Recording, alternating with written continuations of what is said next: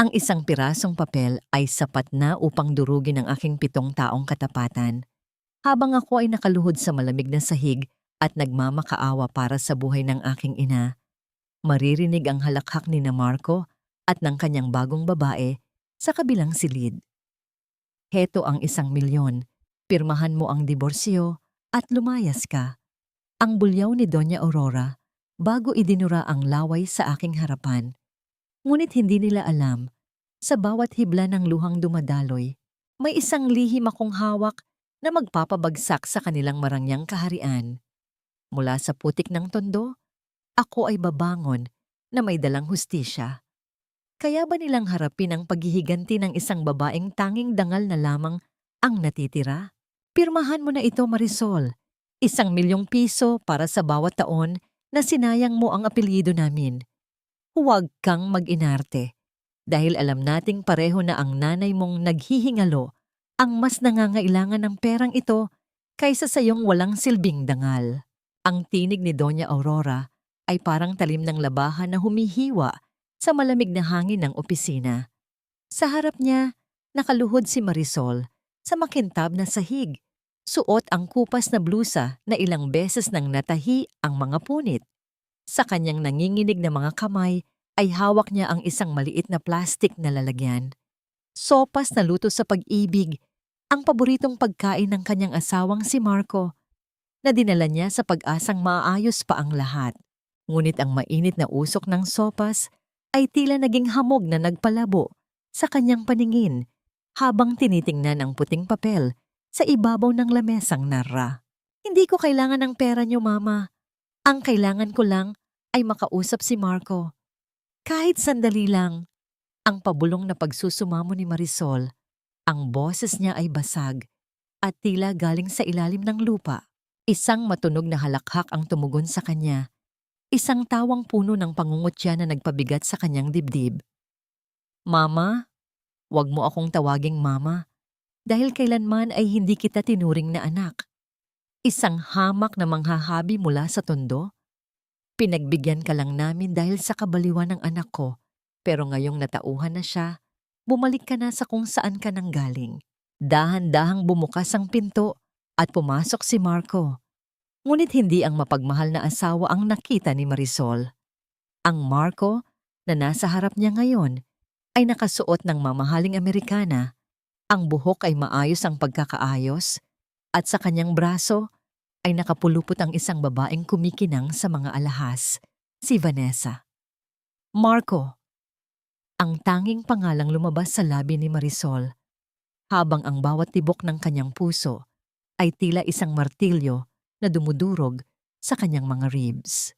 Hindi man lang siya tiningnan ni Marco sa mga mata. Sa halip, kinuha nito ang panyo at tinakpan ng ilong na tila ba may masamang amoy na pumasok sa silid.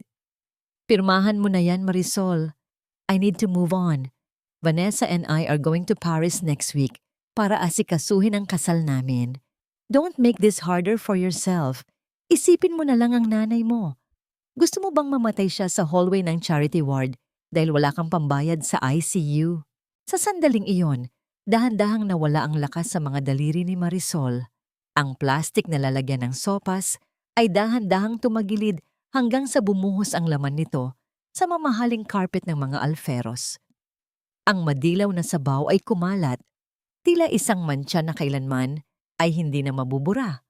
Katulad ng kanyang pagkatao na niyurakan sa harap ng mga taong pinaglingkuran niya ng 7 taon. Walang luhang pumatak. Ang sakit ay napakatindi na hindi na ito kayang ilabas ng mga mata.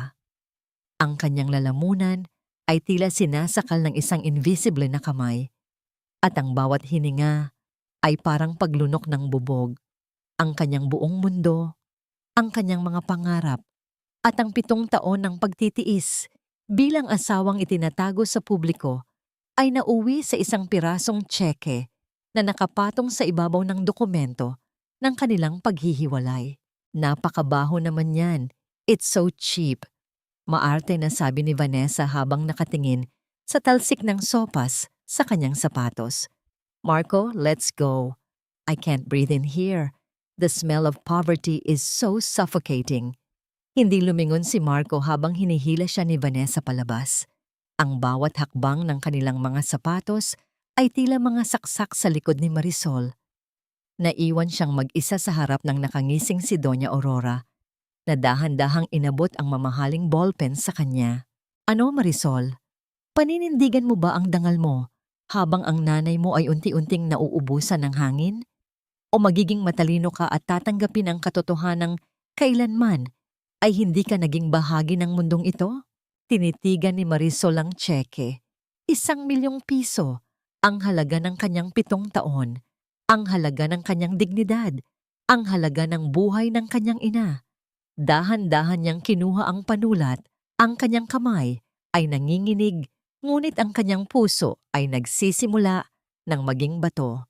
Sa bawat titik ng kanyang pangalan na isinusulat niya sa papel, may isang bahagi ng kanyang kaluluwa ang namamatay at may isang bagong apoy ang dahan-dahang nagliliyab sa kanyang mga mata.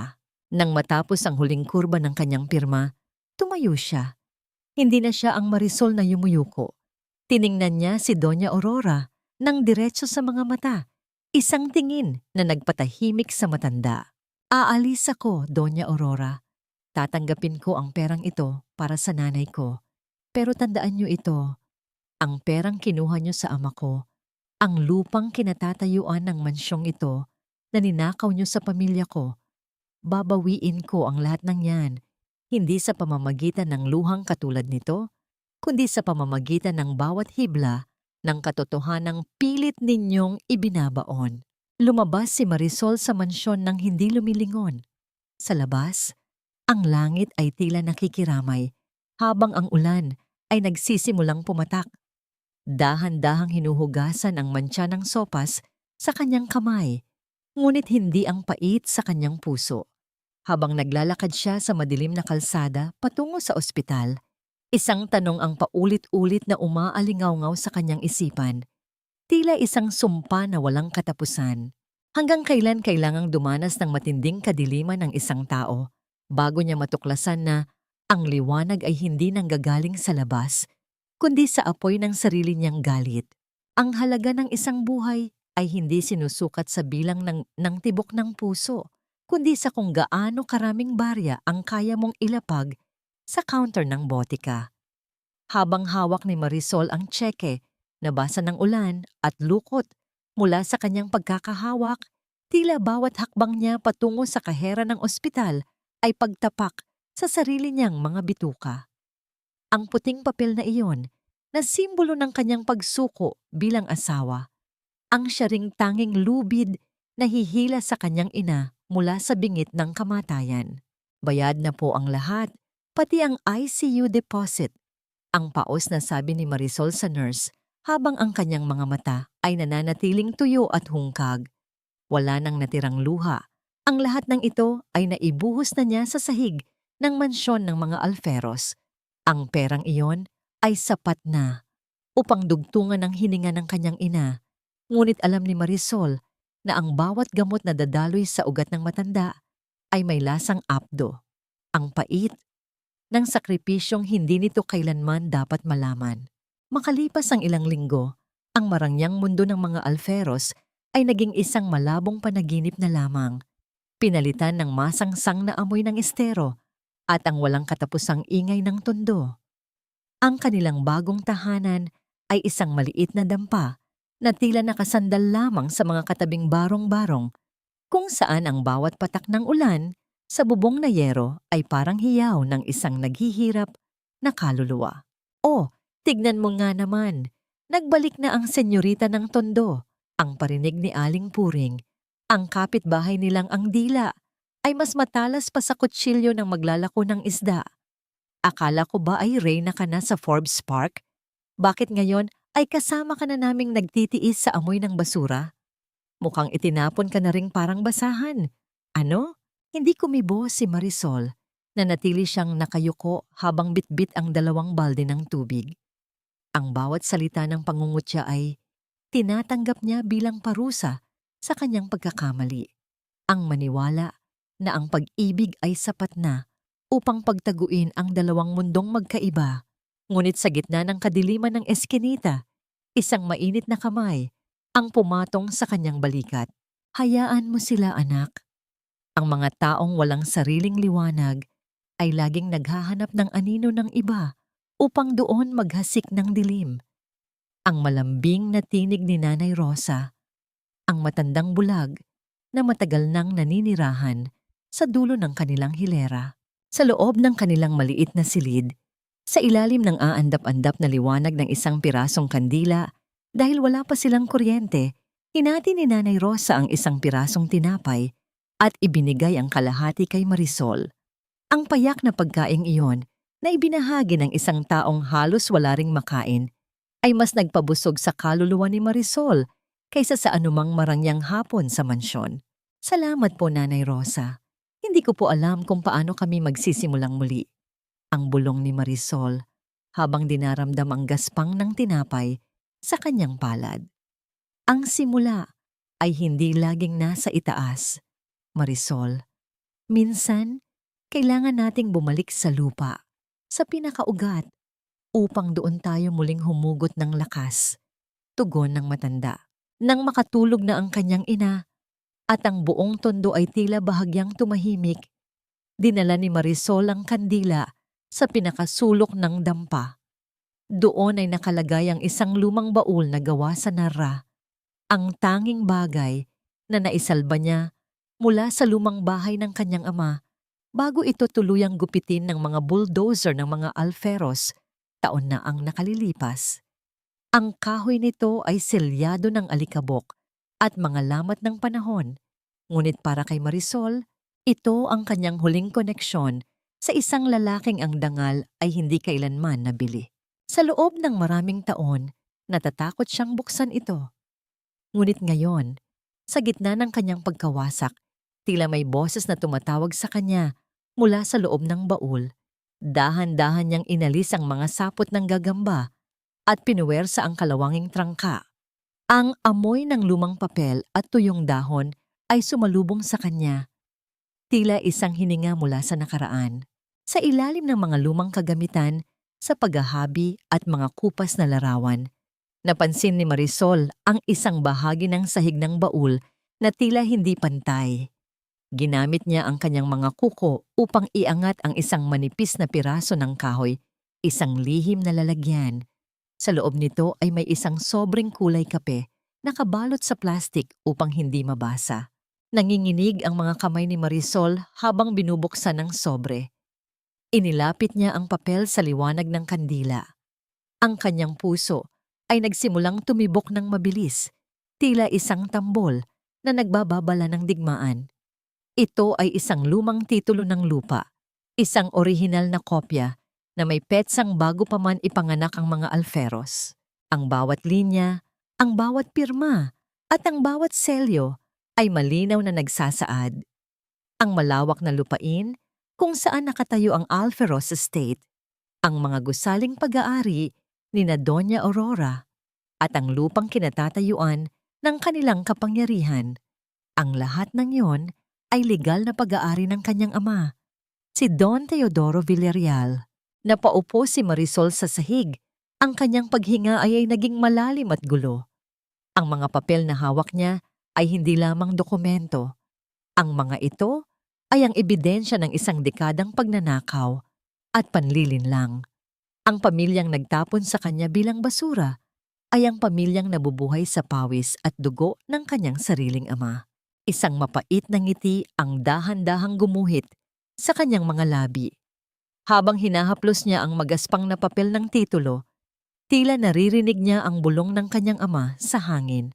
Ang alikabok ng tondo na nakadikit sa kanyang balat ay hindi na dumi, kundi naging armor ng kanyang panibagong pagkatao. Ngunit paano niya lalabanan ang mga higante gamit ang isang pirasong papel kung ang bawat korte at abogado sa lungsod ay nasa ilalim ng bulsa ng mga alferos? At ano ang gagawin niya kapag nalaman niya ngang ang titulong hawak niya ay may isang nawawalang pahina? Ang pahinang naglalaman ng huling habilin na maaaring magpabagsak o magligtas sa kanyang buhay. Ang sining ng paghahabi ay hindi lamang tungkol sa paggawa ng tela.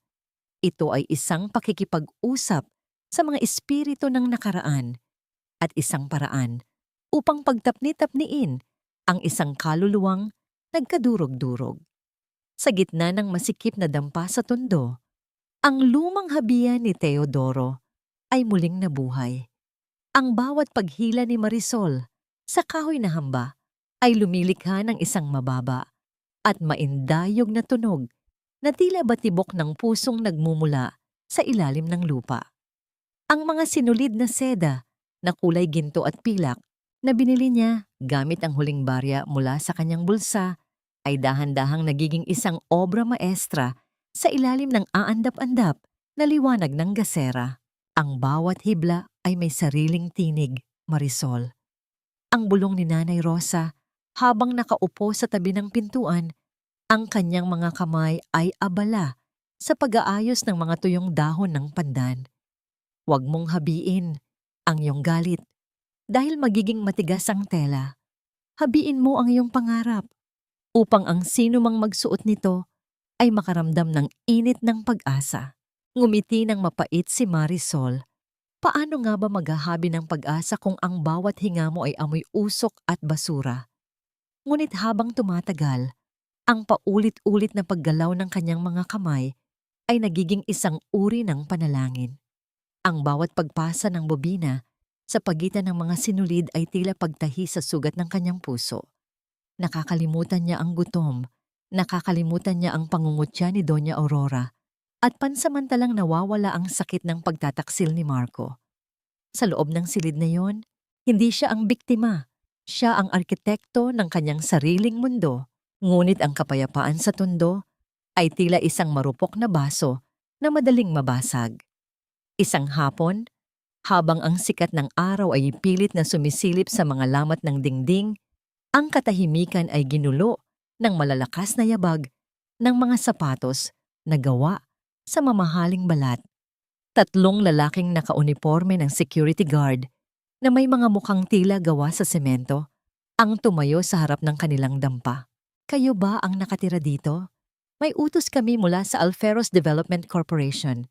Kailangang mabakante ang lugar na ito sa loob ng 24 na oras. Bahagi na ito ng itatayo naming bagong warehouse. Ang dekahong sabi ng pinuno ng mga lalaki. Sabay dikit ng isang papel na may pulang marka sa kanilang pintuan. Lumabas si Marisol. Hawak ang kanyang habihan na tila ba ito ay isang sandata. Ang kanyang mga mata, na dati ay puno ng luha, ngayon ay tila 2 nagbabagang uling. Wala kayong karapatang paalisin kami. Ang lupang ito ay hindi sa inyo, at lalong hindi ito sa mga Alferos. Matapang ka, ah? Ang pangungutya ng isa pang lalaki, sabay sipa sa isang timbang puno ng tubig sa labas ng pinto. Ang tubig ay kumalat sa lupa. Tila ba simbolo ng pag-agos ng kapangyarihan na pilit nilang ipinapakita. Sino ka ba para kalabanin si Doña Aurora? Isang hamak na basurera na marunong lang maghabi ng basahan? Lalapit sana ang lalaki upang hablutin ang habihan ni Marisol nang bigla siyang tumayo ng tuwid. Hindi siya gumalaw. Hindi siya nanginig. Sige, subukan mong hawakan ang gamit ko. At tinitiyak ko sa iyo na ang bawat patak ng pawis na ibinuhos ko dito ay magiging sumpa na habang buhay mong dadalhin. Sabihin mo kay Aurora, hindi na ako ang Marisol na maaari niyang apak-apakan. Sabihin mo sa kanya, ang tunay na may-ari ng lupang ito ay gising na. Tila natigilan ang mga lalaki sa tindi ng awtoridad sa boses ni Marisol. May kung anong lakas na nagmumula sa kanya na hindi nila maipaliwanag. Sa huli, nagpasya silang umatras muna, dala ang mga banta at masasamang tingin. Babalik kami bukas at sisiguraduhin naming maging ang mga alaala mo ay madudurog kasama ng dampang ito. Nang makaalis ang mga goons, napasandal si Marisol sa pintuan. Ang kanyang puso ay naghahabulan sa kaba. Alam niyang nagsimula na ang tunay na laban. Ngunit sa kabila ng takot, may isang kakaibang pakiramdam na tila ba may nagmamasid sa kanya mula sa malayo. Lumingon siya sa dulo ng madilim na eskinita. Doon, sa ilalim ng isang poste ng ilaw na aandap-andap, ay nakaparada ang isang itim na sasakyan na tila hindi nababagay sa dumi ng tondo. Isang lalaki ang nakatayo sa tabi nito, nakasuot ng simpleng puting polo, pero bakas ang yaman sa bawat galaw. Ang lalaki ay nakatingin ng diretso kay Marisol. Ang mga mata nito ay puno ng misteryo at hindi matatawarang respeto. Hindi ito tauhan ni Aurora. Ang aura ng lalaking ito ay hindi nananakot, kundi nag-aalok ng isang proteksyong hindi kailangan ng salita. Bago pa man makakilos si Marisol, dahan-dahang pumasok ang lalaki sa loob ng sasakyan at nagmaneho palayo. Iniwan ang amoy ng mamahaling pabango na humahalo sa hangin ng tondo. Sino ang estrangherong iyon? At bakit tila kilala niya ang bawat lamat sa mukha ni Marisol? Habang muling hinahawakan ni Marisol ang kanyang habihan, napansin niya ang isang maliit na bagay na nahulog sa lupa malapit sa pinagtayuan ng sasakyan, isang gintong butones na may tatak ng isang lumang pamilya na matagal nang kinalimutan ng kasaysayan. Ang gabi ay lumalim, ngunit ang apoy sa puso ni Marisol ay lalong naging maliwanag. Isang hibla na lamang at ang kanyang unang obra maestra ay matatapos na. Isang obra maestra na hindi lamang tela, kundi ang unang hakbang patungo sa pagbawi ng lahat ng ninakaw sa kanya. Ang bawat bagong umaga sa tondo ay tila isang mabigat na pasanin na kailangang pasanin.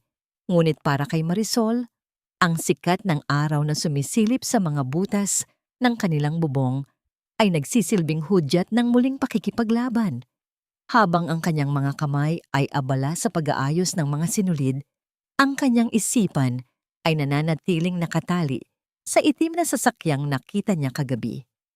Ang kislap ng gintong butones na kanyang napulot ay nakatago ngayon sa ilalim ng kanyang unan. Tila isang munting lihim na nagbibigay ng kakaibang kaba sa kanyang dibdib. Isang marahang paghinto ng sasakyan sa tapat ng kanilang eskinita ang nagpatigil sa maindayog na tunog ng kanyang habihan. Walang malakas na busina, walang ingay ng mga nagmumurang makina, kundi isang tahimik na presensya na tila ba iginagalang ang katahimikan ng kanilang dampa. Dahan-dahang bumukas ang pinto ng dampa at pumasok si Nanay Rosa. Ang kanyang mga kamay ay nanginginig habang nangangapa sa hangin. Marisol, may panauhin ka. Ang amoy ng kanyang pabango ay tila amoy ng mga bulaklak sa isang hardin na hindi ko na muling makikita. Ang bulong ng matanda, ang kanyang mukha ay puno ng pagtataka. Sumunod sa likod ni Nanay Rosa ang lalaking nakita ni Marisol kagabi. Sa maliwanag na sikat ng araw, mas nakita ni Marisol ang maamong mukha nito.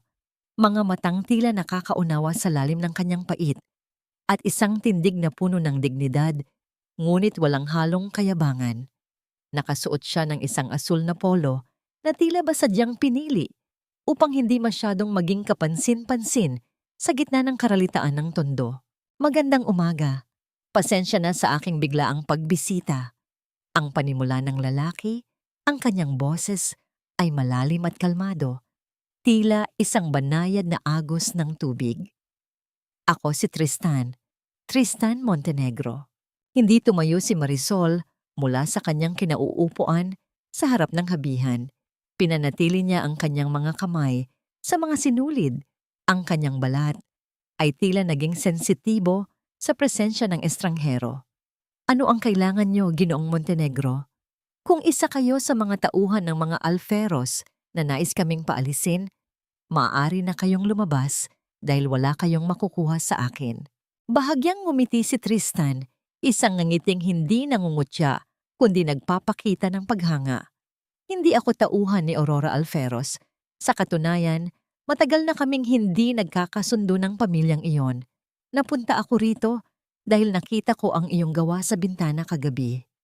Ang disenyong iyon, ang paraan ng pagkakabuhol ng mga hibla, tanging ang isang dalubhasa lamang ang makakagawa niyon. I'm just a weaver, Mr. Montenegro. Naghahabi ako para mabuhay, hindi para sa sining na hinahanap nyo. Ang malamig na tugon ni Marisol, bagaman sa loob niya ay naguguluhan siya sa pagbanggit nito sa kanyang kakayahan. Dahan-dahang lumapit si Tristan, Hindi sa direksyon ni Marisol, kundi sa mismong habihan. Yumuko siya upang mas pagmasdan ng tela. This is not just weaving, Marisol. Ang pattern na ito ay tinatawag na puso ng alon. Ang aking ama ay madalas magkuwento tungkol sa isang matandang manghahabi mula sa Hilaga na tanging nakakaalam ng teknik na ito. Akala ko ay kasama na itong ibinaon sa limot ng panahon. Tumingin si Tristan kay Marisol at sa sandaling iyon, naramdaman ni Marisol na tila binabasa ng lalaki ang kanyang buong kasaysayan. I am organizing an international textile exhibit sa Makati. I want your work to be the centerpiece. I am not offering you charity, Marisol. I am offering you a platform, isang pagkakataon upang makita ng mundo ang sining na pilit nilang itinatago sa dilim. Nagkaroon ng mahabang katahimikan. Maririnig lamang ang hininga ni Nanay Rosa sa sulok at ang malalayong hiyaw ng mga bata sa labas. Bakit ako? Maraming mas sikat at mas mayaman na manghahabi kaysa sa akin. Ang tanong ni Marisol, ang kanyang pait ay pilit na bumabangon. Why bother with someone from Tondo? Dahil ang tunay na ginto ay madalas na matagpuan sa putik, hindi sa mga display case ng mga alferos. Ang makahulugang sagot ni Tristan. And I think you and I have the same goal, Marisol. Nais nating ipakita na ang yaman ay hindi nasusukat sa lawak ng lupang pag-aari mo, kundi sa katotohanang nakasulat sa bawat hibla ng iyong pagkatao. Dahan-dahang inabot ni Tristan ang isang business card, ngunit bago pa ito makuha ni Marisol, napansin niya ang isang bagay sa kamay ng lalaki. Isang pilat na tila galing sa isang lumang sugat. Kaparehong-kapareho ng sugat na naalala ni Marisol sa kanyang yumaong ama. Isang linggo, Marisol. Isang linggo ang ibinibigay ko sa iyo upang mag-isip. Kung papayag ka, hindi mo na kailangang mag-alala sa mga gons na bumibisita sa iyo. Ako mismo ang titiyak na walang sinumang alferos ang makakatapak sa eskinita na ito. Ang huling sabi ni Tristan bago siya dahan-dahang lumabas, iniwan ang isang hangin na tila ba naging mas magaan at mas madaling langhapin. Naiwang tulala si Marisol. Hawak ang business card na tila ba ito ay isang mainit na uling. Tiningnan niya ang kanyang ina na mahimbing na natutulog sa tabi. At pagkatapos ay ang titulo ng lupang nakatago sa ilalim ng kanyang habihan. Maaari nga bang maging kakampi niya ang isang Montenegro? O isa lamang itong mas masarap na pain upang tuluyan siyang malunod sa mas malalim na dagat? Ngunit bago pa man niya masagot ang sariling tanong, napansin ni Marisol ang isang sulat sa likod ng business card ni Tristan. Isang maikling pangungusap na isinulat sa pamamagitan ng kamay. Alam ko kung sino ang tunay na may-ari ng Alferos Estate. Hinihintay ko lang ang iyong hudyat. Ang kanyang hininga ay tila napatigil. Ang mundo ng Tondo ay biglang naging masyadong maliit para sa malaking katotohanang unti-unti nang kumakawala. I want everything to be perfect, Mama Aurora. Ang gusto ko, pagpasok ko sa simbahan, mapapanganga ang lahat sa sobrang mahal ng gown ko. Hindi yung parang basahan lang na galing sa kung saang tabi-tabi. Ang boses ni Vanessa ay parang huni ng isang ibon na pilit nagmamaganda ngunit puno ng lason. Nakaupo siya sa isang mamahaling velvet na sofa sa gitna ng sala ng mansyon ng mga alferos habang maingat na tinitignan ang kanyang bagong manicure. Sa kanyang tabi, ang mga designer bags at sapatos na kabibili pa lamang ay nakakalat. Tila ba mga tropeo ng kanyang pagkapanalo sa buhay ni Marco. Si Doña Aurora na nakatayo sa tapat ng malaking bintana habang pinagmamasdan ang malawak na lupain ng Alferos Estate ay dahan-dahang humarap. Ang kanyang mukha ay walang emosyon, tila isang rebulto ng marmol na sadyang inukit para sa kapangyarihan. Ang yaman, Vanessa, ay hindi lang ipinapakita sa presyo ng suot mo. Ipinapakita ito sa kung gaano mo kayang kontrolin ang tingin ng mga tao sa iyo. Don't worry. The Alferos wedding will be the gold standard of this society. Walang sino man ang makakaalala na may isang Marisol na dumaan sa bahay na ito. So, by ninam, "Oh, that girl? She's ancient history, Mama." Ang natatawang sagot ni Vanessa. "Siguro ngayon ay namamalimos na yun sa kalsada. I heard she moved back to Tondo." How disgusting, right? Imagine, from this mansion to that stinky place. Isang matalim na tingin ang ipinukol ni Doña Aurora sa isang katulong na dahan-dahang naglalapag ng tsaa sa lamesa. Sa sobrang kaba ng katulong, bahagyang nanginginig ang mga kamay nito, dahilan upang tumunog ang tasa laban sa platito. Ang tunog na yon ay tila isang malaking kasalanan sa pandinig ng Donya. Dahan-dahan, kinuha ni Aurora ang mainit na tasa at, nang hindi nagbabago ang ekspresyon, ay ibinuhos ang laman nito sa paanan ng katulong. "Ang ingay mo ay nakakasira ng aking konsentrasyon. Linisin mo yan at pagkatapos ay umalis ka na. Ayaw ko ng mga taong hindi marunong humawak ng gamit ng tahimik." Habang umiiyak na lumalabas ang katulong, muling humarap si Aurora kay Vanessa. "Speaking of the wedding, kailangan natin ng isang bagay na magpapainit sa usapan ng mga Montenegro at iba pang pamilya. I heard there's a mysterious weaver. Artisan Sol ang tawag sa kanya. Ang sabi ng designer ko, ang kanyang gawa ay parang ginto na hinabi ng mga anghel. I want her to make your bridal veil." "Artisan Sol? I've heard of her. Sikat na sikat siya sa mga elite ngayon," ang masiglang sabi ni Vanessa. "But I heard she's very picky with her clients. Hindi siya basta-basta tumatanggap ng commissions." Ngumisi ng malupit si Aurora. Lahat ng tao ay may presyo, Vanessa. Walang sino man ang makakatanggi sa pera ng mga alferos. Kung kailangang bilhin ang buong pagkatao niya para lang makuha ang gusto natin, gagawin ko. Ngunit sa gitna ng kanyang pagmamayabang, biglang napatigil si Aurora. Isang matinding ubo ang kumawala sa kanyang dibdib. Isang ubo na tila may kasamang kalawang. Agad siyang kumuha ng isang puting panyo at itinakip sa kanyang bibig. Nang ilayo niya ang panyo, may isang maliit na bahid ng kulay rosas na likido ang naiwan doon. Mabilis niya itong itinago sa kanyang bulsa bago pa man mapansin ni Vanessa. "Mama, are you okay?" Ang tanong ni Vanessa na mas puno ng kuryosidad kaysa sa pag-aalala. "I'm fine. Pagod lang ito sa pag-aayos ng mga dokumento ng lupa." Ang matigas na sagot ni Aurora. "Marco is busy finalizing the transfer of the last few blocks of the estate under our name. Kapag natapos na ang kasal, ang lahat ng ito ay selyado na. Wala nang makakakwestiyon sa ating pagmamay-ari." Sa isipan ni Aurora, isang imahe ang biglang lumitaw.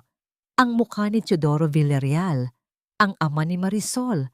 Sa huling sandali nito, ang panlilinlang na ginawa nila, 20 taon na ang nakalilipas, ay ang pundasyon ng mansyong kinalalagyan nila ngayon.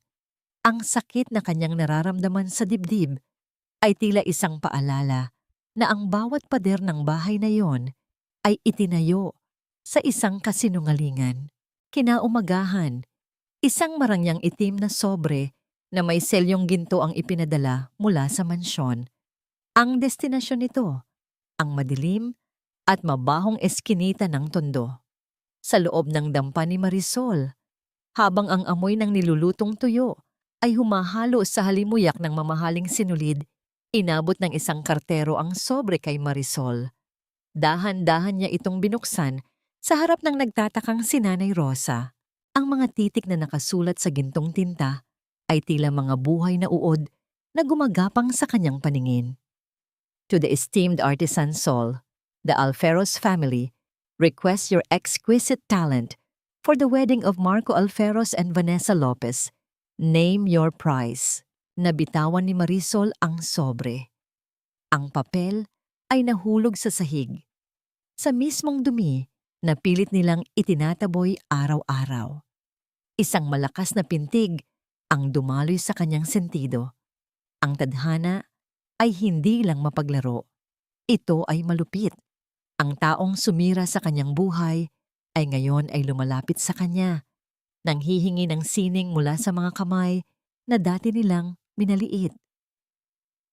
Marisol, anong nakasulat? Ang tanong ni Nanay Rosa, ramdam ang biglang panlalamig ng hangin sa loob ng dampa. Tumingin si Marisol sa kanyang habihan at pagkatapos ay sa titulo ng lupa na nakatago sa ilalim nito.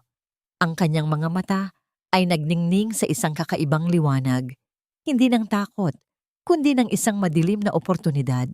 Inimbita nila ako, Nanay Rosa. Gusto nilang gawan ko ng belo ang babaeng kumuha sa asawa ko. Ang pabulong na sagot ni Marisol. At pupunta ako, hindi dahil sa kailangan ko ang pera nila, kundi dahil ito na ang pagkakataon kong ibalik sa kanila ang bawat hibla ng lason na ibinigay nila sa akin. Ngunit habang binubuo ni Marisol ang kanyang plano, hindi niya alam na sa kabilang panig ng lungsod, may isang lihim na folder sa lamesa ni Tristan Montenegro na naglalaman ng medikal na ulat ni Doña Aurora. Ang orasan ay nagsisimula ng tumakbo at ang lahat ay nakatakdang magsalubong sa isang altar na puno ng kasinungalingan. Ang tadhana ay hindi marunong magpatawad. Mahilig itong magbalik ng mga bagay na pilit nating ibinabaon sa limot sa paraang pinakamakasakit. Habang nakatitig si Marisol sa gintong imbitasyon na nakapatong sa kanilang lamesang kawayan, tila bawat letra ng pangalan ni Marco ay nagiging isang buhay na uod na kumakain sa kanyang katahimikan. Ang marangyang papel na yon, na amoy mamahaling pabango at kapangyarihan, ay isang malaking sampal sa gitna ng dumi at hirap ng tondo. Huwag mong lasunin ang iyong isipan, anak, ang marahang paalala ni Nanay Rosa habang dinarama ang panginginig ng mga kamay ni Marisol. Ang pumasok sa lungga ng mga alferos ay hindi lamang katapangan. Maaari itong maging isang pagpapatiwakal para sa iyong puso na kasisimula pa lamang maghilom. Hindi na ito tungkol sa puso ko, Nanay Rosa. Ang pabulong na sagot ni Marisol, ang kanyang boses ay tila huni ng hangin bago ang isang malakas na bagyo. Tungkol ito sa katarungang matagal nang ipinagkait. Kung kailangang dumaan ako sa apoy upang mabawi ang lahat ng ninakaw nila, gagawin ko. Ang katahimikan sa loob ng dampa ay bumasag ng isang marahang pagkatok sa pintong kahoy. Hindi ito ang marahas na pagkatok ng mga tauhan ni Aurora, kundi isang sibilisadong tunog na tila may dalang respeto. Pagbukas ni Marisol, tumambad sa kanya si Tristan Montenegro. Ang kanyang anyo ay tila isang anino ng kaligtasan sa gitna ng nagbabadyang panganib. Nabalitaan ko ang tungkol sa imbitasyon, ang direktang bungad ni Tristan. Ang kanyang mga mata ay puno ng pag-aalala. Marisol, alam nating dalawa na ito ay isang bitag. Si Aurora ay hindi basta-basta kumukuha ng serbisyo ng isang tao nang walang masamang plano. Kapag nalaman niyang ikaw at si Artisan Sol ay iisa, hindi siya magdadalawang isip na wasakin ka. Alam ko, Tristan, pero ito lang ang tanging paraan upang makapasok ako sa loob ng mansyon nang hindi nila napapansin ang aking tunay na layunin. Ang matigas na paninindigan ni Marisol, I will be their Artisan Sol. Ibibigay ko sa kanila ang sining na hinahanap nila habang dahan-dahan kong kinukuha ang mga piraso ng ebidensyang kailangan ko.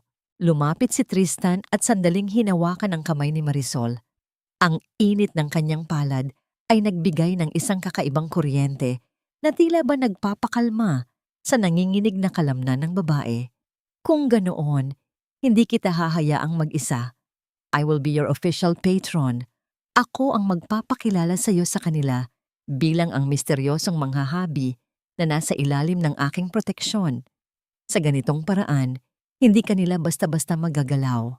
Sa loob ng sumunod na 3 araw, ang dampa sa tondo ay naging isang lihim na paggawaan ng hustisya. Sa bawat paghila ni Marisol sa habihan, ang kanyang bawat galaw ay puno ng katapatan sa kanyang sining, ngunit may kasamang talim ng paghihiganti. Hindi lang tela ang kanyang ginagawa. Bawat hibla ay may kasamang dalangin na sana ay maging sapat ang kanyang lakas para sa muling pagkikita nila ni Marco. Ang araw ng unang pagbisita ay dumating. Suot ang isang simpleng terno na gawa sa kanyang sariling habi at isang manipis na belo na bahagyang tumatakip sa kanyang mukha, isang tradisyon ng mga artisans upang mapanatili ang misteryo. Sumakay si Marisol sa sasakyan ni Tristan.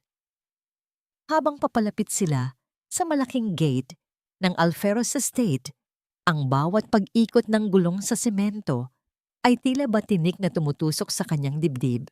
Ang mansyon ay tila mas lalong naging mapagmataas sa kanyang paningin. Ang mga haligi nito ay tila mga bantay na nagpapaalala sa kanya ng kanyang kahihiyan noong gabing pinalayas siya. Pagpasok nila sa sala, naroon na si Doña Aurora, nakaupo sa kanyang trono, habang si Marco at Vanessa ay masayang nagtatawanan sa gilid. G. Montenegro, salamat sa pagdadala sa sikat na mga habi. Ang nakangiting sabi ni Aurora. Bagaman ang kanyang mga mata ay tila sinusuri ang bawat anggulo ng babaeng nasa harap niya. Kaya mo ba talagang gawin ang pinakamagandang belo para sa aking manugang? Siguraduhin mong hindi ito magmumulang basahan dahil ang mga alferos ay hindi tumatanggap ng mediocrity. Hindi kumibo si Marisol. Sa halip, dahan-dahan niyang inilabas ang isang sample ng kanyang gawa. Ang gintong tela ay kuminang sa ilalim ng chandelier. Tila ba may sariling liwanag. Nakita ni Marisol ang panlalaki ng mga mata ni Marco. Ang lalaking dati niyang minahal ay tila napatitig sa tela at pagkatapos ay sa mga mata ni Marisol na aninag sa likod ng manipis na belo. Ang boses mo! Ang biglang sabi ni Marco. Ang kanyang tono ay puno ng pagkalito. Parang narinig ko na ang boses mo. Tumigil ang tibok ng puso ni Marisol. Ang lahat sa silid ay tila naging estatwa. Ang tensyon ay naging kasing talas ng isang patalim na handang pumatay sa anumang sandali. Si Aurora ay dahan-dahang tumayo. Ang kanyang mga mata ay naniningkit habang papalapit kay Marisol. Dahan-dahang itinaas ni Aurora ang kanyang kamay. Tila balak na hawiin ang belo na nagtatago sa mukha ni Marisol. Sa sandaling iyon, ang tanging maririnig ay ang malakas na pintig ng puso ni Marisol at ang marahang pagaspas ng mga kurtina sa hangin. May itinatago ka ba, Artisan Sol? Ang pabulong na tanong ni Aurora. Ang kanyang mukha ay ilang pulgada na lamang ang layo. Bakit tila natatakot kang ipakita ang iyong mukha sa pamilyang magbabayad sa iyo ng malaking halaga? Mabilis na humarang si Tristan, ngunit bago pa man siya makapagsalita, isang malakas na tunog ng pagkabasag ng baso ang nanggaling sa kusina, na naging dahilan upang mapalingon ang lahat. Isang katulong ang nakaluhod sa sahig, namumutla habang nakatingin kay Marisol na tila nakakita ng isang multo mula sa nakaraan. Ang katulong na yon ay ang tanging taong naging saksi sa lahat ng paghihirap ni Marisol sa loob ng mansyon at sa kanyang mga mata, malinaw na nabasa ni Marisol ang panganib. Kilala siya nito. Ang tunog ng pagkabasag ng kristal ay bumasag sa tensyon na bumabalot sa silid. Ang mga pira-pirasong bubog ay kumalat sa makintab na sahig na tila mga bituing bumagsak mula sa langit. Ang katulong na si Luming ay nanginginig ang buong katawan.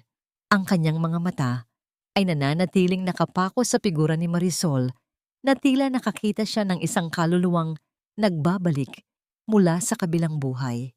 Anong nangyayari sa iyo, Luming? Napakatanda mo na sa serbisyo para maging ganyan kagaslaw. Ang bulyaw ni Doña Aurora, ang kanyang atensyon na ay pansamantalang nalihis mula sa belo ni Marisol. Linisin mo yan ngayon din. Agad na lumuhod si Luming. Ang kanyang mga daliri ay nagmamadaling pulutin ang mga bubog kahit pa nasusugatan na siya. Sa gitna ng kanyang pagmamadali, nagtama ang paningin nila ni Marisol. Isang tahimik na pagsusumamo ang nakita ni Marisol sa mga mata ng matanda. Isang babala at isang pangako ng pananahimik. Mabilis na humakbang si Tristan sa harap ni Marisol. Muling itinatago ang babae sa kanyang anino. Pasensya na, Doña Aurora. Ang aking artisan ay medyo sensitibo sa ingay at gulo. Kung maaari ay simulan na natin ang pagsusukat upang hindi na kami magtagal. Of course, of course. Ang maarteng singit ni Vanessa. Sabay tayo at lakad patungo kay Marisol. I want the veil to be long, Artisan Sol. Gusto ko ay mas mahaba pa sa gown ko para magmukha akong isang prinsesa. Make sure it's worth the price. Napilitan si Marisol na lumapit. Ang bawat hakbang niya patungo kay Vanessa ay tila paglakad sa mga nagbabagang uling. Nang itaas niya ang kanyang mga kamay upang sukatin ang balikat ng babae, naramdaman niya ang init ng balat nito. Ang balat na ngayon ay hinahaplos ng lalaking dati niyang asawa. Ang kanyang mga daliri ay nanginginig, hindi dahil sa takot, kundi dahil sa matinding puot na pilit niyang ikinukulong sa kanyang dibdib. Bakit parang nanginginig ang kamay mo? Ang tanong ni Vanessa. Ang kanyang boses ay puno ng pagtataka. Are you sick? Baka mahawa ako Ito ay dahil sa tindi ng enerhiya ng tela, senyorita. Ang pabulong na sagot ni Marisol, pinapakapalang kanyang boses upang hindi makilala. Ang sining ng paghahabi ay nangangailangan ng koneksyon sa taong magsusuot nito. Habang abala si Marisol sa pagsusukat, si Marco ay nananatiling nakatayo sa isang sulok. Ang kanyang mga mata ay hindi umaalis sa bawat galaw ni Artisan Sol. May kung anong pamilyar sa paraan ng pagtindig nito sa bango ng kanyang balat na humahalo sa amoy ng seda. Isang amoy ng sampagwita at malinis na hangin na tila ba bumabalik sa kanyang mga panaginip. Marco, darling, are you okay? Ang tanong ni Vanessa, napansin ang pagiging tulala ng kasintahan. I'm fine. May naisip lang ako. Ang sagot ni Marco. Ngunit ang kanyang puso ay nagsisimulang kabahan sa hindi maipaliwanag na dahilan. Nang matapos ang pagsusukat, mabilis na nag-impake si Marisol. Ngunit bago sila makalabas ng silid, isang malamig na kamay ang humawak sa kanyang siko. Si Doña Aurora iyon. Ang kanyang mga mata ay tila dalawang talim na sumusuri sa kaluluwa ni Marisol. Ihintayin ko ang iyong draft sa susunod na linggo, Artisan Sol, ang pabulong na sabi ng matanda. At tandaan mo ito, walang sino mang nakakapasok sa bahay na ito nang may itinatago na hindi ko kalaunan ay natutuklasan. Mag-ingat ka sa iyong mga hakbang. Hindi sumagot si Marisol. Isang tipid na yuko lamang ang kanyang ibinigay bago mabilis na sumunod kay Tristan palabas ng mansyon. Pagdating sa loob ng sasakyan, doon lamang siya nakahinga ng malalim. Ang kanyang buong katawan ay basang-basa ng malamig na pawis. Ayos ka lang ba, Marisol? Ang nag-aalalang tanong ni Tristan habang pinapaandar ang makina. Ang bahay na yon, puno ito ng mga multo, Tristan. Ang sagot ni Marisol. Ang kanyang boses ay puno ng pagod. Ngunit nakita ko na ang kailangan ko. Habang sinusukat ko si Vanessa, napansin ko ang isang susi na nakasabit sa leeg ni Aurora. Iyon ang susi sa kanyang lihim na vault sa opisina. Doon nakatago ang nawawalang pahina ng titulo ng lupa ng aking ama. Ngunit habang papayo ang kanilang sasakyan, isang anino ang nakatayo sa balkonahe ng mansyon. Si Marco iyon. Hawak niya ang isang maliit na bagay na nahulog ni Marisol sa sahig habang nagmamadaling umalis. Isang munting hibla ng gintong sinulid na nakapulupot sa isang lumang heringgilya ng gamot na pag-aari ng ina ni Marisol. Ang mga mata ni Marco ay nanlaki habang tinitignan ng gamot. Ang label ng ospital na nakasulat doon ay ang ospital kung saan niya huling nakita si Marisol. Hindi maaari. Ang bulong ni Marco, ang kanyang hininga ay naging mabilis. Ikaw ba talaga yan, Marisol? Isang lihim ang nabunyag, ngunit isang mas malaking panganib ang naghihintay. Dahil sa loob ng mansyon, si Luming ay dahan-dahang pumasok sa silid ni Doña Aurora, dala ang isang impormasyon na maaaring magpabago sa lahat. Ang bawat lihim ay may sariling tinig.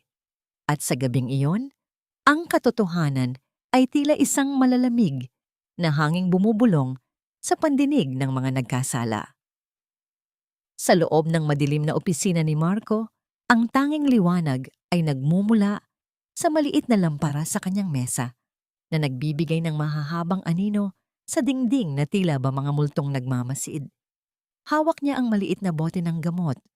Ang kanyang mga daliri ay nanginginig habang hinahaplos ang pangalang nakasulat sa label, Elena Villarreal. Hindi ito maaari. Ang pabulong na sabi ni Marco, ang kanyang hininga ay naging mabigat at gulo. Si Marisol, ang babaeng itinapon namin sa kalsada. Siya rin ba ang artisan soul na hinahangaan ng lahat? Ang isiping ang kanyang dating asawa ay nagtatago sa likod ng isang belo, nagmamasid sa kanyang bawat kilos habang sinusukat ang babaeng ipinalit niya rito, ay nagdulot ng isang matinding kilabot sa kanyang kalamnan. May bahagi ng kanyang puso na nakaramdam ng matinding pagsisisi, ngunit mas matimbang ang takot. Takot sa kung ano ang kaya pang gawin ni Marisol ngayong mayroon na itong kapangyarihan at proteksyon ng isang Montenegro. Habang nangyayari ito sa itaas, sa ibaba naman ng mansyon, sa madilim at malamig na kusina, ay nakaupo si Luming. Ang matanda ay tila ba estatwa sa tindi ng kanyang iniisip. Ang bawat kuskos ng basahan sa sahig ay tila ba pagtatangkang burahin ang alaala ng mukha ni Marisol. Ngunit bago pa man niya matapos ang kanyang gawain, ang tunog ng baston ni Doña Aurora ay umalingaw-ngaw sa pasilyo. Bawat pagtama ng kahoy sa marmol ay tila ba tunog ng hatol ng kamatayan para kay Luming. Luming! Ang malamig na tawag ni Doña Aurora. Ang matanda ay agad na tumayo at yumuko, hindi makatingin ng diretso sa kanyang amo. Napansin ko ang iyong reaksyon kanina nang makita mo ang manghahabi. Kilala mo siya, hindi ba? Huwag kang magsisinungaling sa akin kung ayaw mong matulad sa mga basurang itinatapon ko sa labas. Ang lalamunan ni Luming ay tila natuyo. Doña Aurora, ang babaeng yon, ang kanyang mga mata, parang kay Senyorita Marisol po. Isang matunog na sampal ang tumugon sa sagot ni Luming. Ang tunog ng palad ni Aurora sa pisngi ng matanda ay bumasag sa katahimikan ng kusina. Wala na si Marisol. Patay na siya sa mundong ito. Huwag na huwag mong babanggitin ang pangalang iyon sa bahay na ito. Bulyaw ng Donya, ngunit sa kabila ng kanyang galit, ang kanyang sariling mga kamay ay nanginginig. Ang takot ay nagsisimulang gumapang sa kanyang dibdib, hindi dahil sa paniniwalang nagbalik si Marisol, kundi dahil sa posibilidad na ang lahat ng kanyang ninakaw ay unti-unti nang nabubunyag. Samantala, sa isang tahimik na silid sa bahay ni Tristan, nakaupo si Marisol sa harap ng kanyang habihan. Ang gintong sinulid ay dahan-dahang nagiging isang masalimuot na disenyo ng mga tinik at rosas. Hindi siya makatulog. Ang bawat alaala ng kanyang pananatili sa mansyon kanina ay tila ba isang laso na dumadaloy sa kanyang dugo. Dahan-dahang pumasok si Tristan sa silid, dala ang isang tasa ng mainit na tsa. Inilapag niya ito sa maliit na lamesa sa tabi ni Marisol at nanatiling nakatayo sa likod nito. Huwag mong hayaang lamunin ka ng galit, Marisol. Ang galit ay parang apoy. Maaari nitong sunugin ang iyong mga kaaway, ngunit maaari ka rin nitong tupukin kung hindi mo ito makokontrol. Tumingin si Marisol kay Tristan. Ang kanyang mga mata ay nagniningning sa ilalim ng liwanag ng buwan. Paano ko kakalimutan ang galit, Tristan? Kung bawat sulok ng mansyong yon ay nagpapaalala sa akin ng lahat ng nawala sa akin. Ang susing yon ang kailangan ko. Alam ko, ang mahinahong sagot ni Tristan. At tutulungan kita, pero kailangan nating maging maingat. Si Marco ay nagsisimula ng maghinala. Nakita ko ang hitsura niya kanina nang tingnan kanya.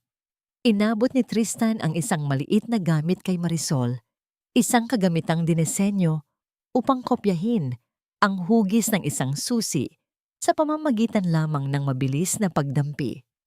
Gamitin mo ito sa susunod na pagsusukat. Kailangan mo lamang mapalapit ng sapat kay Aurora. Ang gabi ay lumalim. Ngunit ang tensyon sa pagitan ng dalawang kampo ay lalong tumitindi. Sa mansyon, hindi rin makatulog si Doña Aurora.